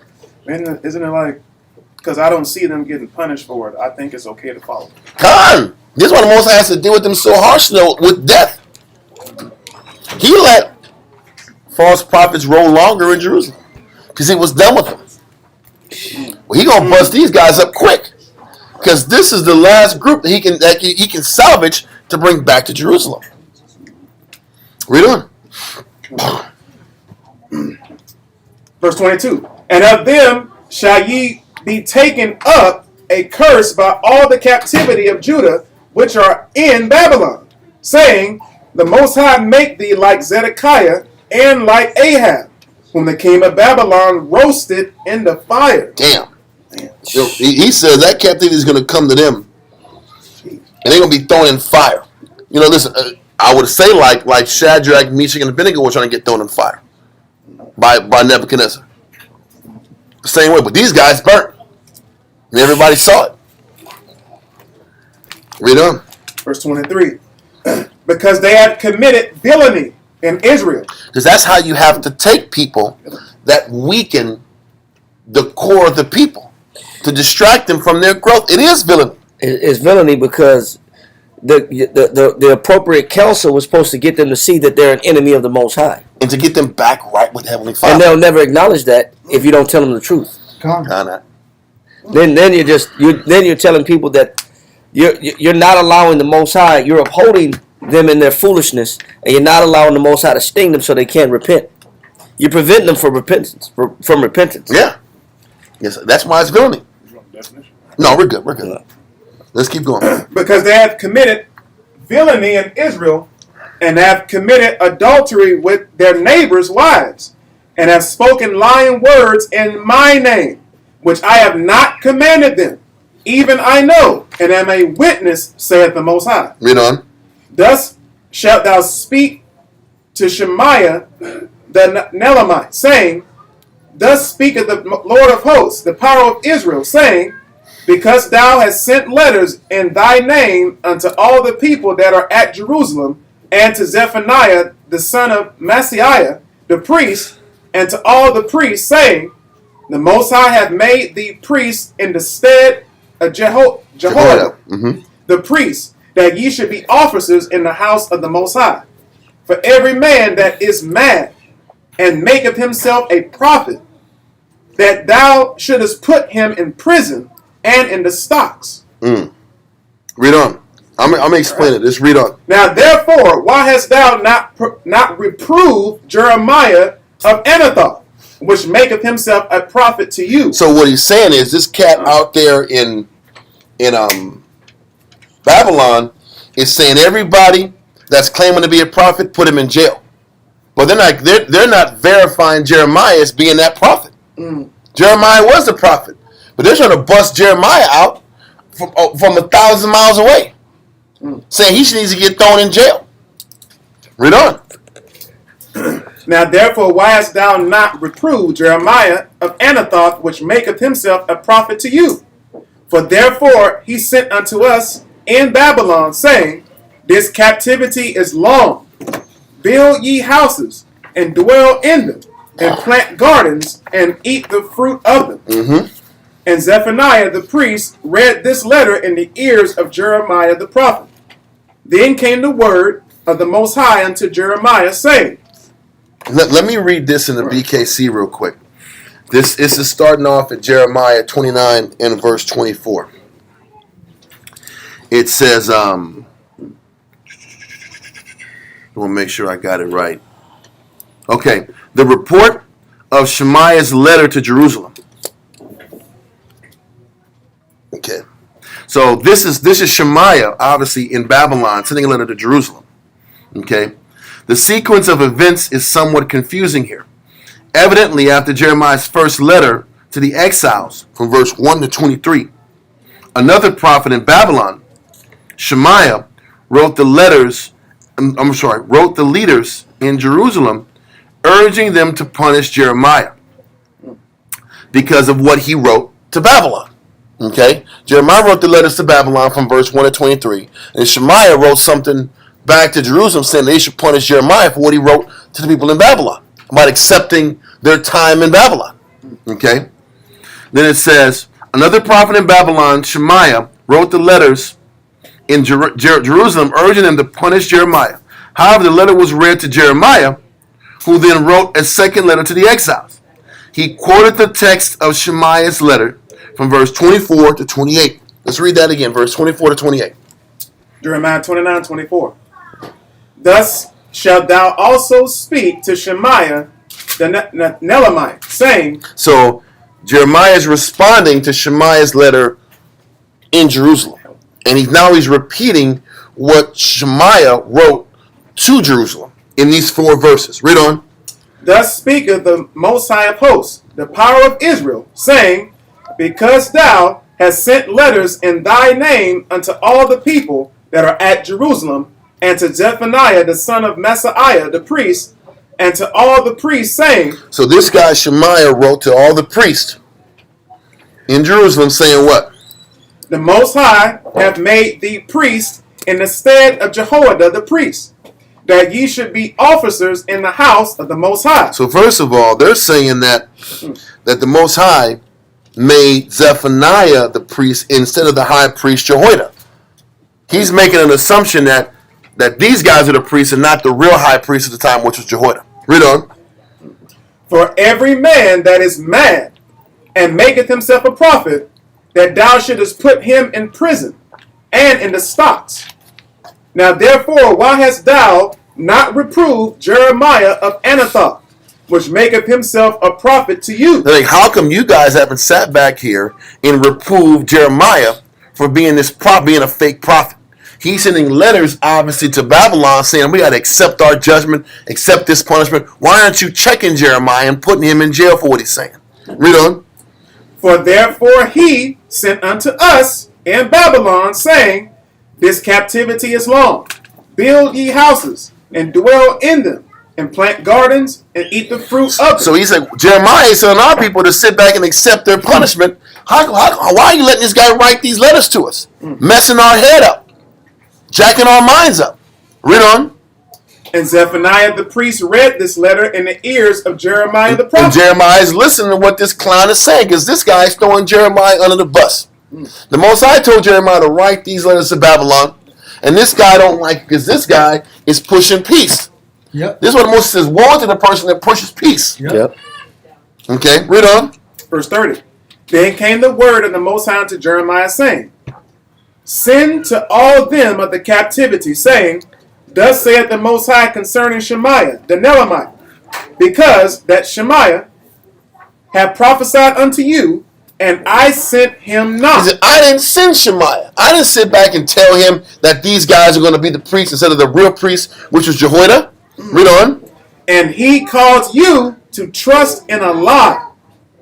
Therefore thus saith the Most High, behold, I will punish Shemaiah the Nelamite and his seed. It's crazy. When the Most High punishes you, he punishes you and your kids and your kids' kids and your kids' kids' kids. That's scary. He puts it on people out.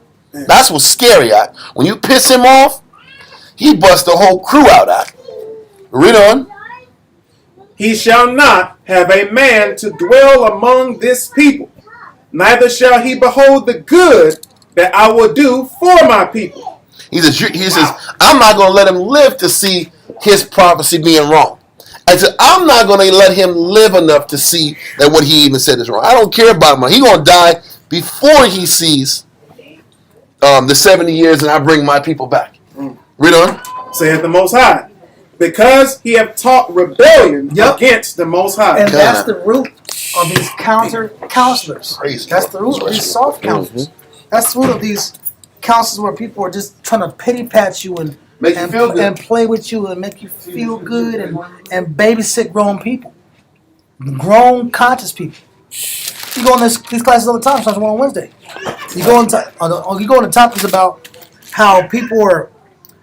You gotta accept the reality, but you can't sit here and allow yourself to hear an answer that's secondary to the truth that the Most High is trying to show you. There's a hardcore reality, and then there's alternatives people want to hear. Alternatives. I had a class about it too, about altars and alternatives. People are looking for alternative gods, alternative solutions, everything but doing things the right way. Everything but facing themselves, and stop giving power to outside influences. The power is in you to change. Right. It's not somebody else's fault. We go to a lot of classes about pointing the finger and blame. Fake counselors allow you to blame others. That's the root theme with fake counselors. But you know, there's an advantage to gain from that. Go to Jeremiah chapter 5. Start at verse 6. Jeremiah chapter 5, verse 6. Read that. Wherefore a lion out of the forest shall slay them. Jeremiah chapter 5, start at verse 26. I'm sorry. Verse 20. Jeremiah chapter 5, verse 26. For among my people are found wicked men. And that's why the Most High said, from amongst my people are found what? Wicked men. So no matter what the Most High got in store, no matter what congregation, no matter what element, there's always going to be good men that are salvageable, and amongst those good men that are salvageable, there's always going to be who? Wicked men. You'll never get away from that. You never get away from that. There's never going to be a time where there's no wicked men. Because they're always found amongst my, he said, amongst my people, there's always some men that's wicked. Read on. For among my people are found wicked men. Read. They lay wait. They do what? They lay wait. They wait for an opportunity to be bad to bring out what their plan. But you don't really know. It said a friend may not be known in what? In prosperity. Right. But an enemy, right? So when things are bad, that's when you start to see their intentions. He said they lie in wait. Read. They lay wait. As he that setteth snares, they set a trap. They catch men. He said they catch men. Read on. As a cage is full of birds, so are their houses full of deceit. They're a lot catching a bird. If you're a trapper and you catching birds, you collecting birds. That's your obligation. So a wicked man, his objective is to catch men, just like a trapper catch animals. Read. As a cage is full of birds, so are their houses full of deceit. Got me one. Read. Therefore, they have become great and waxen rich. Because it's a two-way street. I get profit off of telling people lies. It benefits me, and there's something I can gain from pacifying people and not telling people the truth. If I tell people the truth, then you know what? There's nothing I get out of it. But if I lie to people and I tell them everything's going to be okay, then there's something I get in exchange. Read. Verse 28. They are waxen fat. And it's damn near a business. Go ahead. They shine. They shine. Read. Yea, they overpass the deeds of the wicked. They judge not the cause of the fatherless. They don't care really about the people that's suffering. They care about what they can get out of the suffering. It's almost like it's big business to deal with broken people. Yep. To leave people in a broken state is business. It's good business. Read. They judge not the cause of the fatherless, yet they prosper. And the right of the needy do they not judge. It's not about what's fair and right. Read on. Shall I not visit for these things? The Most High said when wicked men, they utilize a position to manipulate people. He says, the Most High says, this is what will cause me to pay a visit to him. I'll come pay a visit for this reason. Read on. Shall I not visit for these things, saith the Most High? Shall not my soul be avenged on such a nation as this? A wonderful and horrible thing is committed in the land. The Most High said, this will make, if you want to get the Most High off his throne, you want him to come down and pay a visit. He said, this is a bad visit. This is one action that guarantees the Most High to come in and actually come down off his throne and punish your ass. I mean, I'm saying it's a severe action. If you want to piss the Most High off, this is a good visit. This is not a good visit. He said this stirs him up the most. What stirs the Most High up the most? Read. Verse 31. The prophets prophesy falsely. If you ever want to anger the Most High more than anything, just tell people some lies. In the Most High's name. In the Most High's name. That's all. This is one thing that causes him the most frustration, and that will force him to pay a visit. Read on. And the priests bear rule by their means. And they bear rule by what? By their means. By their means is their counsels. How do I make decisions based off my own counsels? How I feel. And then I'll say the Lord put me here, and this is from the Most High. Read. And my people love to have it so. And just like there's something to gain from the false prophets, the people also want to hear smooth things. They want to hear lies too. There's something to gain out of it on the false prophet side, but the people they love to hear deceits too. They hardly ever want to hear the truth. Verse 1 be told they got to change. Yeah, they don't want to hear that. Yeah. That my way is wrong. I think that I want to believe that me doing what I'm doing, the Most High is behind it, and we love to know that, or to at least have that notion that the Most High is behind my work, even though it's not true. Read. Yeah. And my people love to have it so. And what will ye do in the end thereof? And that's why the Most High said, what are you going to do when I visit you? What are you going to do when I come down and pay for this type of thought process, this behavior? And that's one thing that Most High says, that if you ever want to stir him up, prophesy some false lies. Say that the Most High is involved in a situation and you know he's not. That stirs and angers the Most High beyond what we can imagine, man. We can go back to where we was at in Jeremiah. Okay, so we're finished with that chapter. Let's go back now to Jeremiah 24. We're going to talk about these evil figs for a little bit. 24 verse 8 through 10. Jeremiah 24 verse 8 through 10. I want to say this. You got it? And when you deal on a societal level, on a national level, that's systematically, people are paid to do this. The government pays people. He pays influencers. It's what you do. It's called marketing. In marketing, we have a product we're trying to sell, and we need influencers and people that are paid to project a certain message. So guess what? They do that when it comes to political agendas, social agendas, cultural agendas, and economic agendas that affect our demographic of people, so-called Negroes, so-called Native Americans, so-called Latinos. There's certain messages we like to hear. When it's time to vote, here comes P. Diddy, vote or die.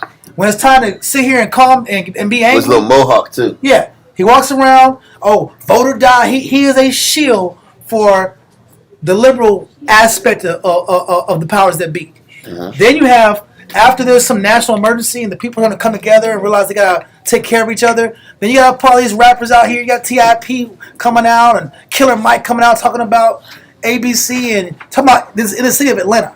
So they have big people that do it, your Jesse Jacksons, your Al Sharptons, and then they have people on a city level that do it when we have those big black pubs, those big influential pubs. They have people plugged in to whatever agenda they want to project. So the smaller people or the little people or the people that are more convincible will just attach themselves to their favorite rapper, their favorite singer, their favorite dancer, or their favorite politician based off of what age range you're at. So it's to a science. But they know, Esau knows, y'all people want to hear anything but the Most High. We hear about Allah. We hear about now the Egyptian gods coming out. We'll hear about the herbologist gods. We'll hear about any kind of the make money powernomics. Black dollars got to circulate God. We'll hear any. Listen, it's all old now. The idea of the black dollar, that's a dead concept now. Because ain't no brothers finna sit here and ain't no celebrities finna give their money up to the people and make it work out. Blacks come together having a farm, black farming. That's the idea is dead now. Some guy talking with a strong voice. They kill all the Malcolm X's. So we're just here waiting. We're waiting. What are we waiting for? Now we're waiting for the Most High. For deliverance. Now we're actually waiting for the Father. So the scripture says the prophets are therefore what? Last. Now people want to hear the Bible last. After money didn't work, after entertainment didn't work, after drugs didn't work. Unionizing didn't work. Black dollars didn't work. Okay, what's this Bible talking about? We put the Most High last. all the time. And it benefits these false prophets. It's good. That's it. So let's read Jeremiah 24, verse 8 through 10 real quick. So from verse 1 through 7, we read about the good figs and how the good figs were salvageable. And the Most High did the good figs a service by sending them to Babylon. Right? Okay. Then we read about that letter that Jeremiah wrote to us saying that sit back here and accept the conditions, accept the check, build your houses and build your family in Babylon and I'll bring you out. Then you had this rebel who said, no, why is it this way? It's not this way. Right? So now we're back here after reading about the rebel. Let's read about the other rebels. Because remember he said about these rebels that were in Babylon, he's going to treat them like those evil figs. Right? Let's read how the Most High feels about the evil figs that we talked about were unsalvageable. These evil, all of them were sinners. The good figs were sinners. The evil figs were sinners. The evil figs just didn't want to accept any type of correction and weren't willing to serve the Most High under any circumstances. That was what the evil figs were. So read on. Jeremiah chapter 24, verse 8. Mm-hmm. And as the evil figs, which cannot be eaten. I mean, they can't be salvaged. They can't be fixed. Read on.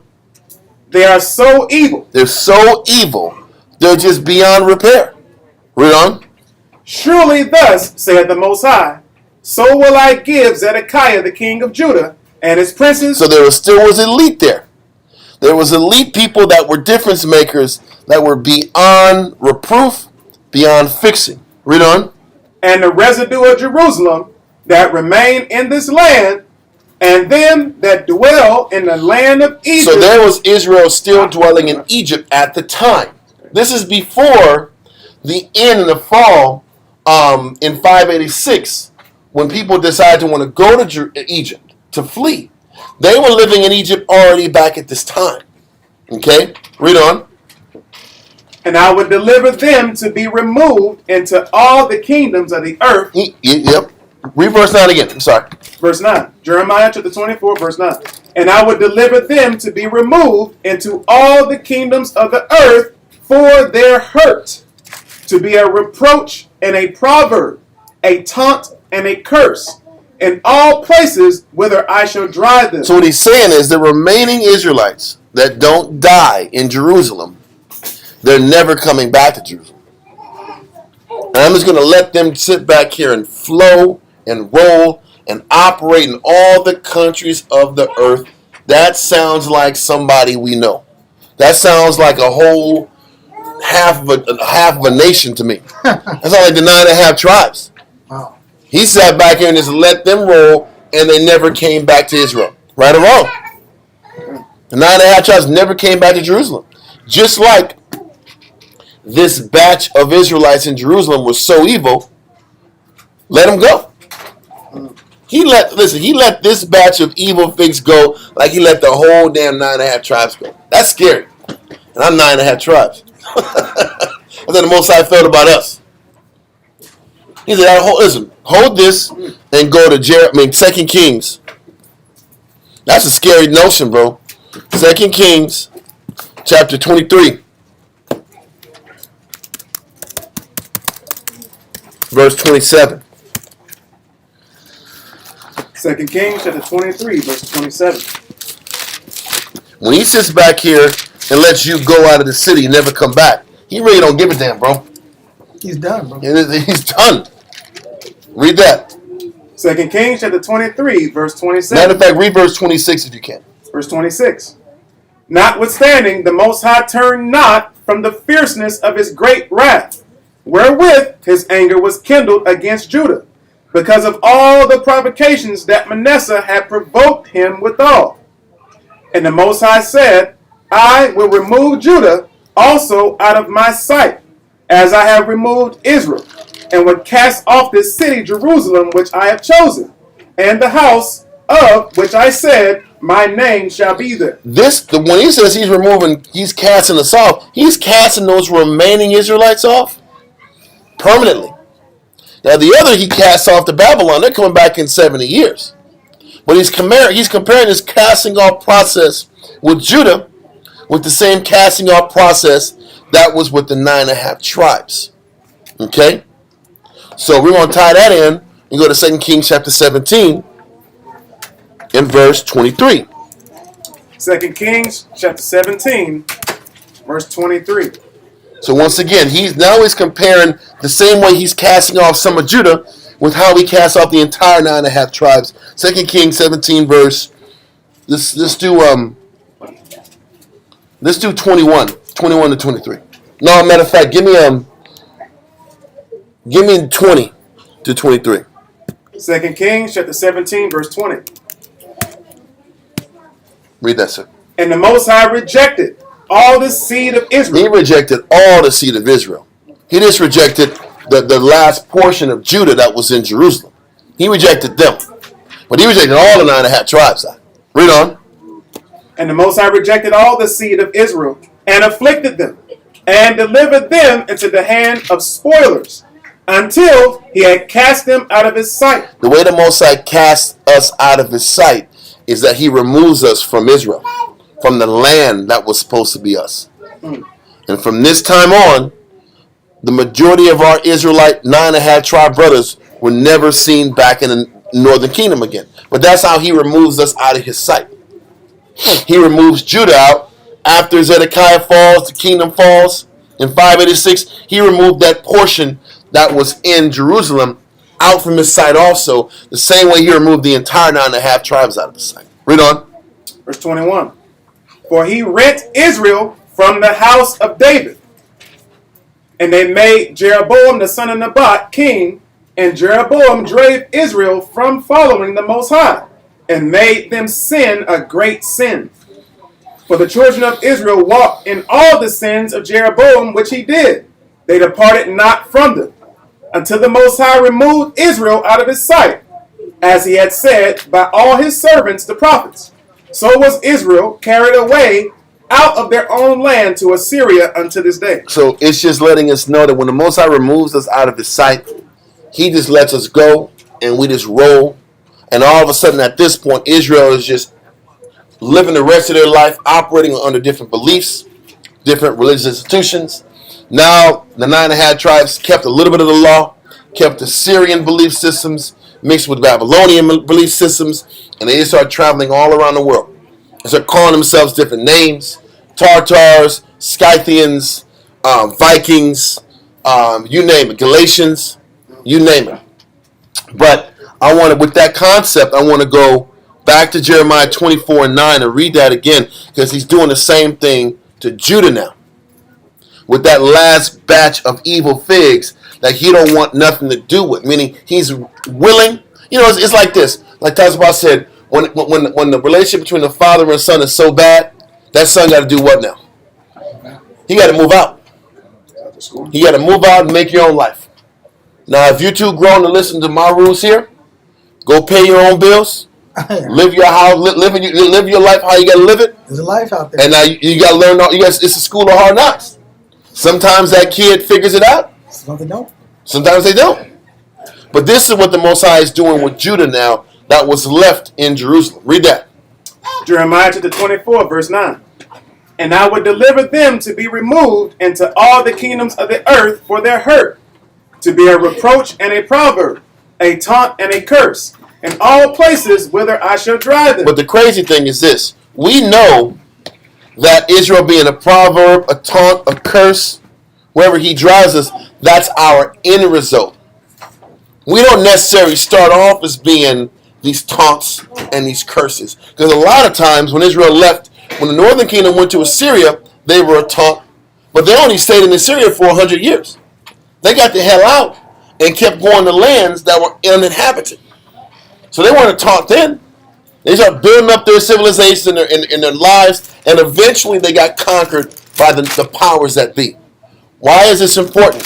There's a book I got a little while ago, and it just talks about it's just the heritage of the Anglo-Saxon race, and it kind of goes into where the Anglo-Saxons came from and how they got started.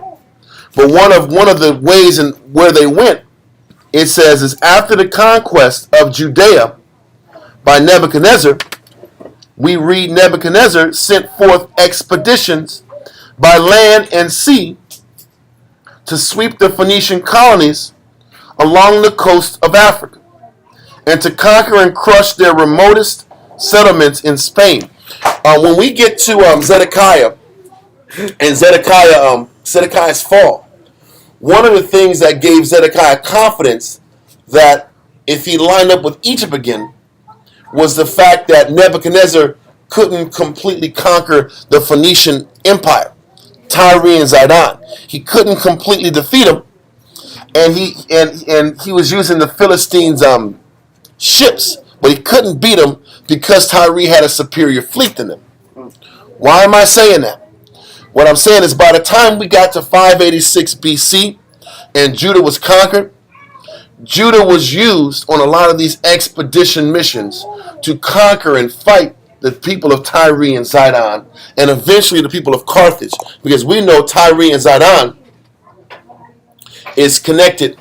Carthage is like the brother city or the sister city of Tyre and Zidon. So in the midst of Babylon trying to extend their kingdom, because all the kings of that time needed control of the navy. That's how you made extra money. That the Egyptians had navy at the same time. Tyre and Zidon was rich.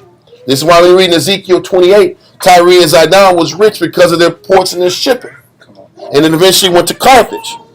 So all the kings were fighting and jockeying for position with the fleets. Why am I saying this? I'm saying that Nebuchadnezzar, it said, sent forth expeditions by land and sea to sweep the Phoenician colonies along the coast of Africa and to conquer and crush their remotest settlements in Spain. What lets us know the Tyrians, Idonians, and the Carthaginians had outposts in Spain and all the isles that was in between in the Mediterranean Sea. So as Nebuchadnezzar is doing this, he says he embarked as immigrants a large body of Jews and Israelites of the tribe of Judah and Benjamin for the purpose of settling them in the south of Spain. So as we were being vassals, we were being sent to Spain to sit back and colonize and control these territories in the name of the Babylonians. This was one of the cities, one of the many places that Judah was being dispersed at.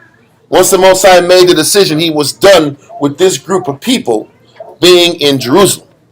Does that make sense?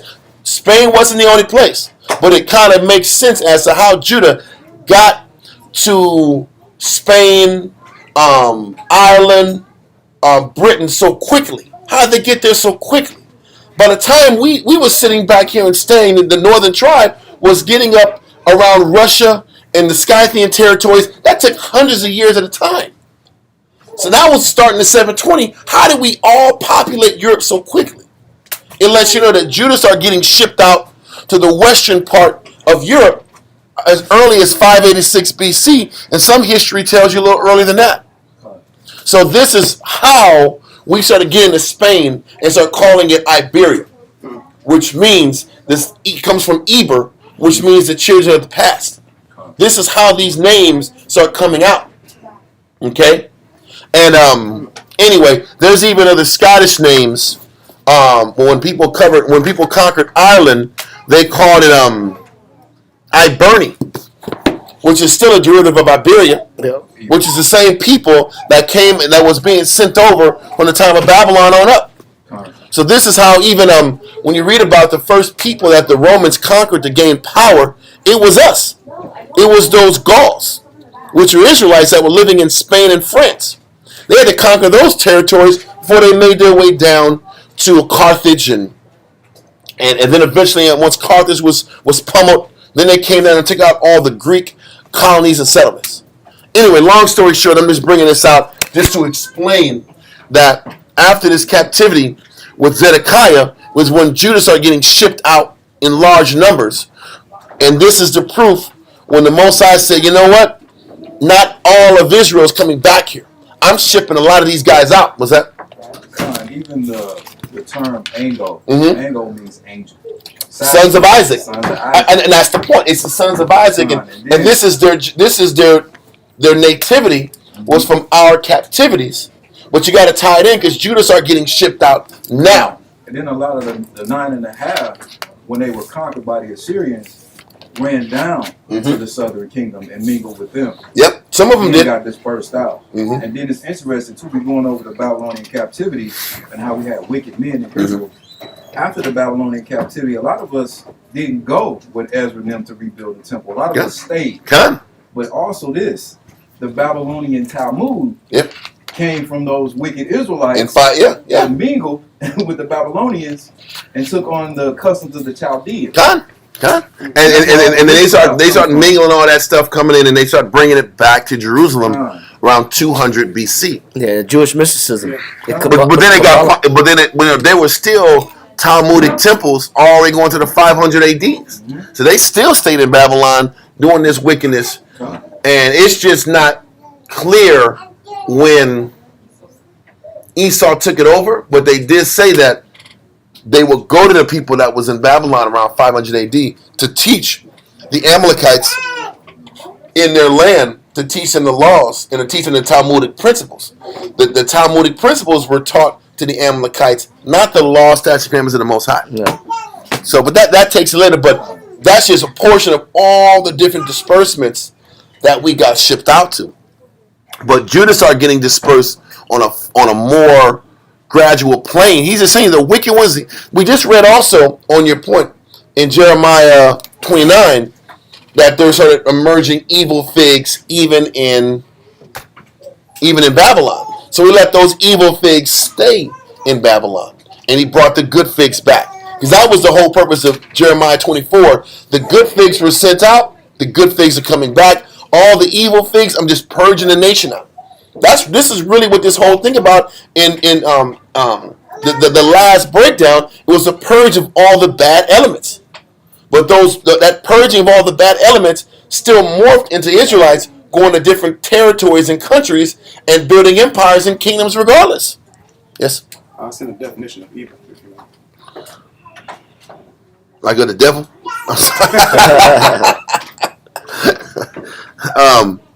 Listen, evil, depravity, corruption of heart, or disposition to commit wickedness. And that's the truth. He's like, these people that are disposed to be wicked and not change, I got to ship them out and bring about a people that have a purer intention. So it was really a purging of a lot of the bad elements, but all that bad element still had generations and families to live. And I guess where it's written, it kind of comes off like he removes them. He does remove them, but he doesn't annihilate them. He just removes them from the center of his focus, which is Jerusalem. Just like with the 9.5 tribes, he didn't destroy them as a people. He just removed them, and they weren't classified as Hebrews anymore. Now you're Tartars. Now you're Scythians. Now you're Vikings. Now you got all these names. Now you're Germanic tribes. Now you're Celtics. Now you're just some other dude, but you've lost touch of who you really were. Was that? The Most High has always left a remnant. Mm-hmm. No matter what captivity we went in, there always was a remnant of the people that knew who they were. Yep. But it was just a dispersed, it was a watered down version of it. And it's just he allowed those generations to keep procreating and building. But the ones, once again, the Most High still talking about his eyes were always fixed on Jerusalem and Israel. So that's what he said, I'm removing them from my fixated focus. Now you're going to do what you got to do. Now it's almost like they were considered like they were nations. This is why the Jews looked at them like they were nations. Yep. Because they were considered like they were nations. You're just rolling like the nations now. They became uncircumcised. The people that I'm here with, I'm focused on the people that my focus is on. You want to be a nation, then be a nation. But then, with them falling, the Most I got to give everybody a chance now. But what's everybody?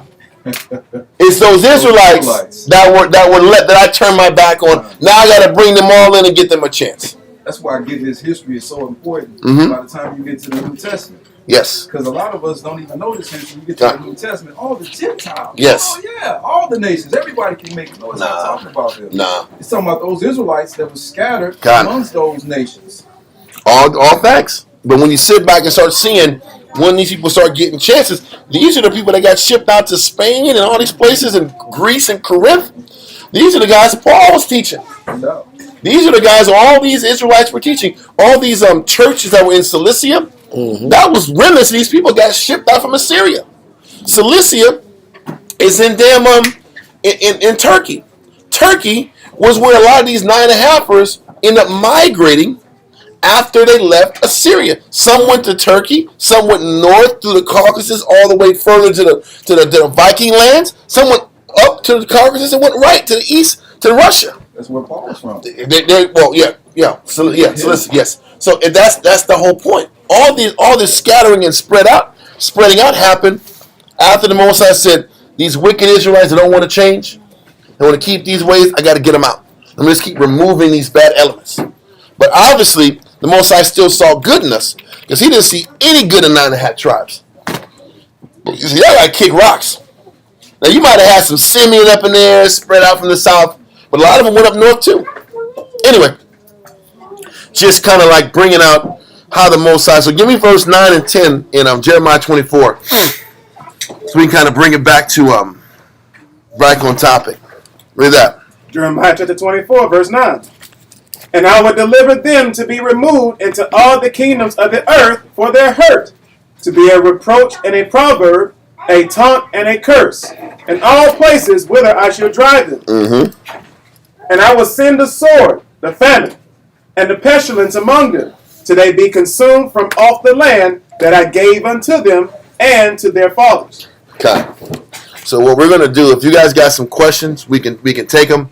But like I said, we squeeze a lot into 3 months of history. That's all we got from Jeconiah was 3 months. Zedekiah is 11 years, and there's a whole lot more to that. But I want to sit back here and give as much as we could on this time period and what Jeremiah did during this time. But are there any questions? Okay. As a reminder, the Day of Atonement starts tonight, sundown. Make sure you guys are hydrated. Listen, let's get the time for San Antonio. I can only speak for San Antonio. Well, let's see. Because sundown yesterday was like at 7:30. Yeah, sundown tonight is 7:26. We do 8. We'll be smacking on chips, man. It'd be. Oh no! Make it. I was late. So 7:26 p.m. is sundown today. So make sure you know that's the time that we gotta start locking our mind down, sending our prayers up. First of all, before we start saying, send our prayers up of praise and acknowledgement of Heavenly Father. Then start going into your acknowledgement of your sins, and like all the classes that we've been kind of going leading up to it, make real change and start meditating on legitimate strategies that you guys can use to get on top of the issues that are inside of yourself. It's one thing to say, I'm sorry. While you're hungry and your stomach is growling and you're dehydrated, start meditating on what you got to do to permanently start changing these issues in yourself if you want the Most High to really acknowledge the sacrifice and the suffering. Let's not make the suffering and the affliction of your souls in vain. Let's sit back and afflict our soul for the right reason. Mm-hmm. And afterwards, after we afflict our souls, we come back together that next night, Sunday night, and we eat and we spend time with each other after school in Brother San Antonio. Come back to Sunday night to the school. We'll have a gathering. We can rap. We can talk. Hydrate first. And if brothers need to talk about things, let's do it. Also for brothers and sisters, if there's issues and oughts amongst each other, call each other in the midst of the high holiday to kind of get things off your chest. The truth is, we should have been doing this since blowing the trumpets. Right. We should have been working on the issues since then, leading up to this point. You shouldn't get the call saying, Slocky, if I offended you in any way. I apologize. Can we work on it the real way and work on the issues and iron them out as sisters and brothers? Let's do things decently in order so the Most High can actually acknowledge what the issues are so we can move on and grow. And also, if you're observing the Day of Atonement, remember it's in preparation for the Feast of Tabernacles. So if you want to make the Feast of Tabernacles sincere and you don't want to be fake around your people, like with a fake smile, fake shalom and all that, you want to be genuine, then it's best to be genuine about the issues that you have as well. Because then you don't want to come into that Feast of Tabernacles and you dwelling with each other in tents and you got grudges. I don't want my tent by that brother tent. Yeah. I don't want my tent by that sister tent. Then it's you bringing that nonsense to the feast. And the tabernacle is supposed to be a place that represents a practice arena, a rehearsal for the final tabernacle when we're dwelling with Christ. Yeah. When we go to wilderness. Yes, sis. How do you go by if you don't know you have a minute and they haven't come to you?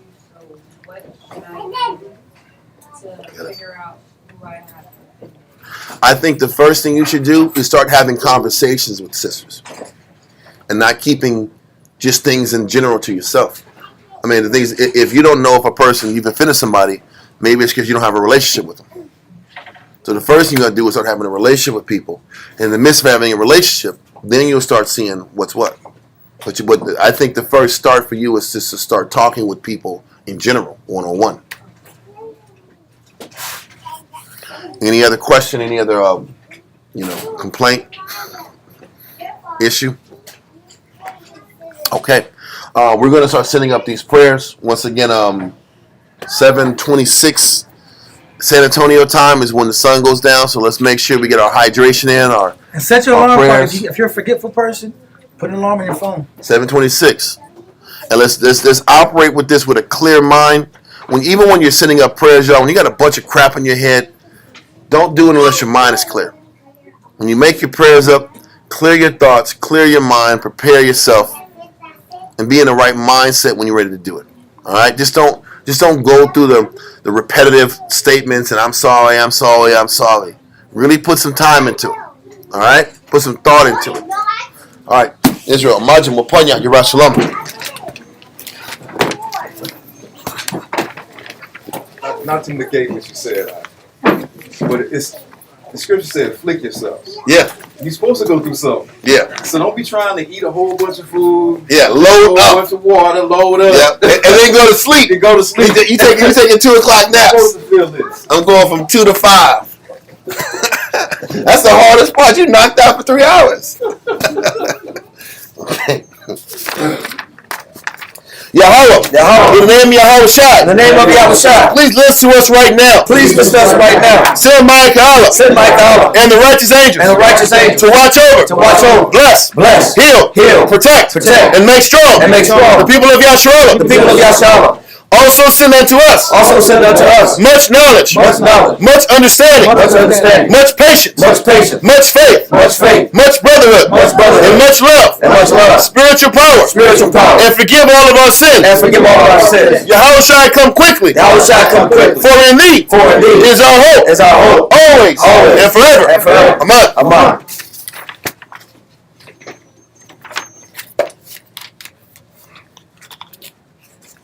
Oops.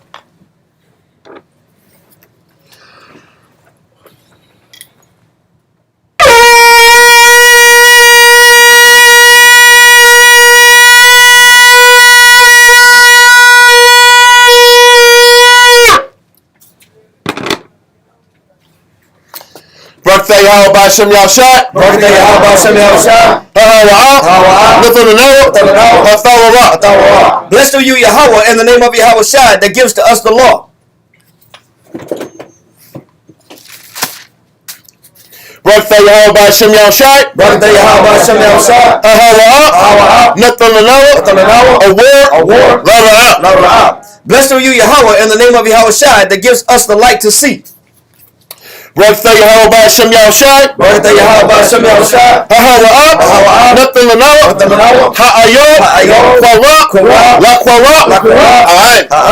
Blessed are you, Yahweh, in the name of Yahweh Shai, that gives us the ram's horn to call the people.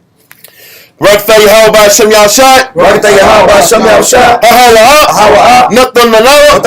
Shaman, Zayat, Lamashah, Yashua. Blessed are you, Yahweh, in the name of Yahweh Shai, that gives to us the olive oil to anoint Israel. Okay. Psalms 92. It is a good thing to give thanks unto the Lord. It is a good thing to give thanks unto the Lord. And to sing praise unto thy name. And to sing praise unto thy name. O Yahweh. O Yahweh. To show forth thy loving kindness in the morning. To show forth thy loving kindness in the morning. And thy faithfulness every night. And thy faithfulness every night. Upon an instrument of 10 strings. Upon an instrument of 10 strings. And upon the psaltery. And upon the psaltery. Upon the harp. Upon the harp. With the solemn sound. With the solemn sound. For thou Yahweh. For thou Yahweh. Hast made me glad through thy work. Has made me glad through thy work. I will triumph. I will triumph. In the works of thy hands. In the works of thy hands. O Yahweh. O Yahweh. How great are thy works. How great are thy works. And thy thoughts are very deep. And thy thoughts are very deep. A brutish man knoweth not. A brutish man knoweth not. Neither doth the fool understand this. Neither doth the fool understand this. When the wicked spring is the grass. When the wicked spring is the grass. And when all the workers of iniquity do flourish. And when all the workers of iniquity do flourish. It is that they shall be destroyed forever. It is that they shall be destroyed forever. But thou Yahweh. But thou Yahweh. Art most high forevermore. Art most high forevermore. For lo thine enemies. For lo thine enemies. O Yahweh. O Yahweh. For lo thine enemies. For lo thine enemies. Shall perish. Shall perish. All the workers of iniquity. All the workers of iniquity. Shall be scattered. Shall be scattered. But my horn shalt thou exalt. But my horn shalt thou exalt. Like the horn of a unicorn. Like the horn of a unicorn. I shall be anointed with fresh oil. I shall be anointed with fresh oil. Mine eye also shall see. Mine eye also shall see. My desire. My desire. On mine enemies. On mine enemies. And my ears shall hear. And mine ears shall hear. My desire. My desire. Of the wicked. Of the wicked. That rise up against me. That rise up against me. The righteous shall flourish like the palm tree. The righteous shall flourish like the palm tree. He shall grow like a cedar in Lebanon. He shall grow like a cedar in Lebanon. Those that be planted in the house of the Lord. Those that be planted in the house of the Lord. Shall flourish in the courts of our power. Shall flourish in the courts of our power. They shall still bring forth fruit in old age. They shall still bring forth fruit in old age. They shall be fat and flourishing. They shall be fat and flourishing. To show that the Lord is upright. To show that the Lord is upright. He is my rock. He is my rock. And there is no unrighteousness in him. And there is no unrighteousness in him. By Hashem Yahushua. By Hashem Yahushua. Psalms 133. Shayor. Hama Awa. Ladawad. Hana. Ma. Tawad. Wama. Na'ayam. Shabbat. Akim. Gum. Yachad. Kashaman. Hatuah. Ayo. Harash. Yerad. Ayo. Zaquan. Aharad. Shayarat. Ayo. Paya. Manawafiwa. Kator. Karamwan. Shayarat. Ayo. Hararia. Tazayawan. Kaya. Sham. Tazawah. Yahweh. Habaraka. Kayayam. Ay. Harwalam. Basham Yahushua. Psalms 133 in English. Behold, how good and how pleasant it is for brethren to dwell together in unity. It is like the precious ointment upon the head that ran down upon the beard, even Aaron's beard, that went down to the skirts of his garments, as the dew of Hermon, and as the dew that descended upon the mountains of Zion. For there the Lord commanded the blessing, even life evermore. Amen. Yahweh Basham Yahushua.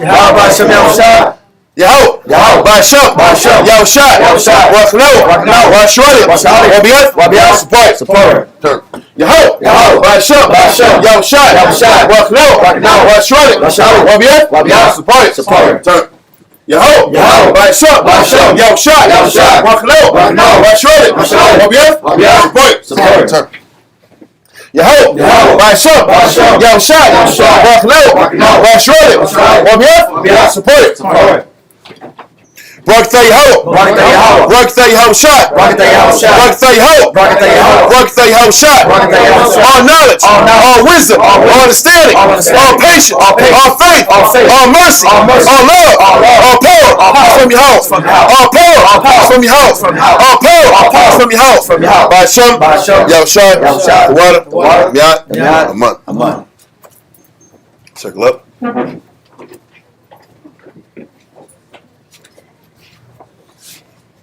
Yes. Saluting out in the heavenly order. Yahweh, Wa'ashai, Allah, name Israel, Amajah. Barak. Yahweh Basham Yahushua.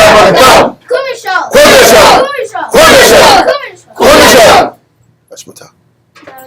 Yashmata. To the face, sisters, please stand. Let my Shabbat. Saluting out in the daughters of God, name Israel, Amajah. Barak. Yahweh Shema Basham Yahushua. Yashmata. Dismissed. Fall out. All y'all, see y'all soon. Get your prayers up. Shalom.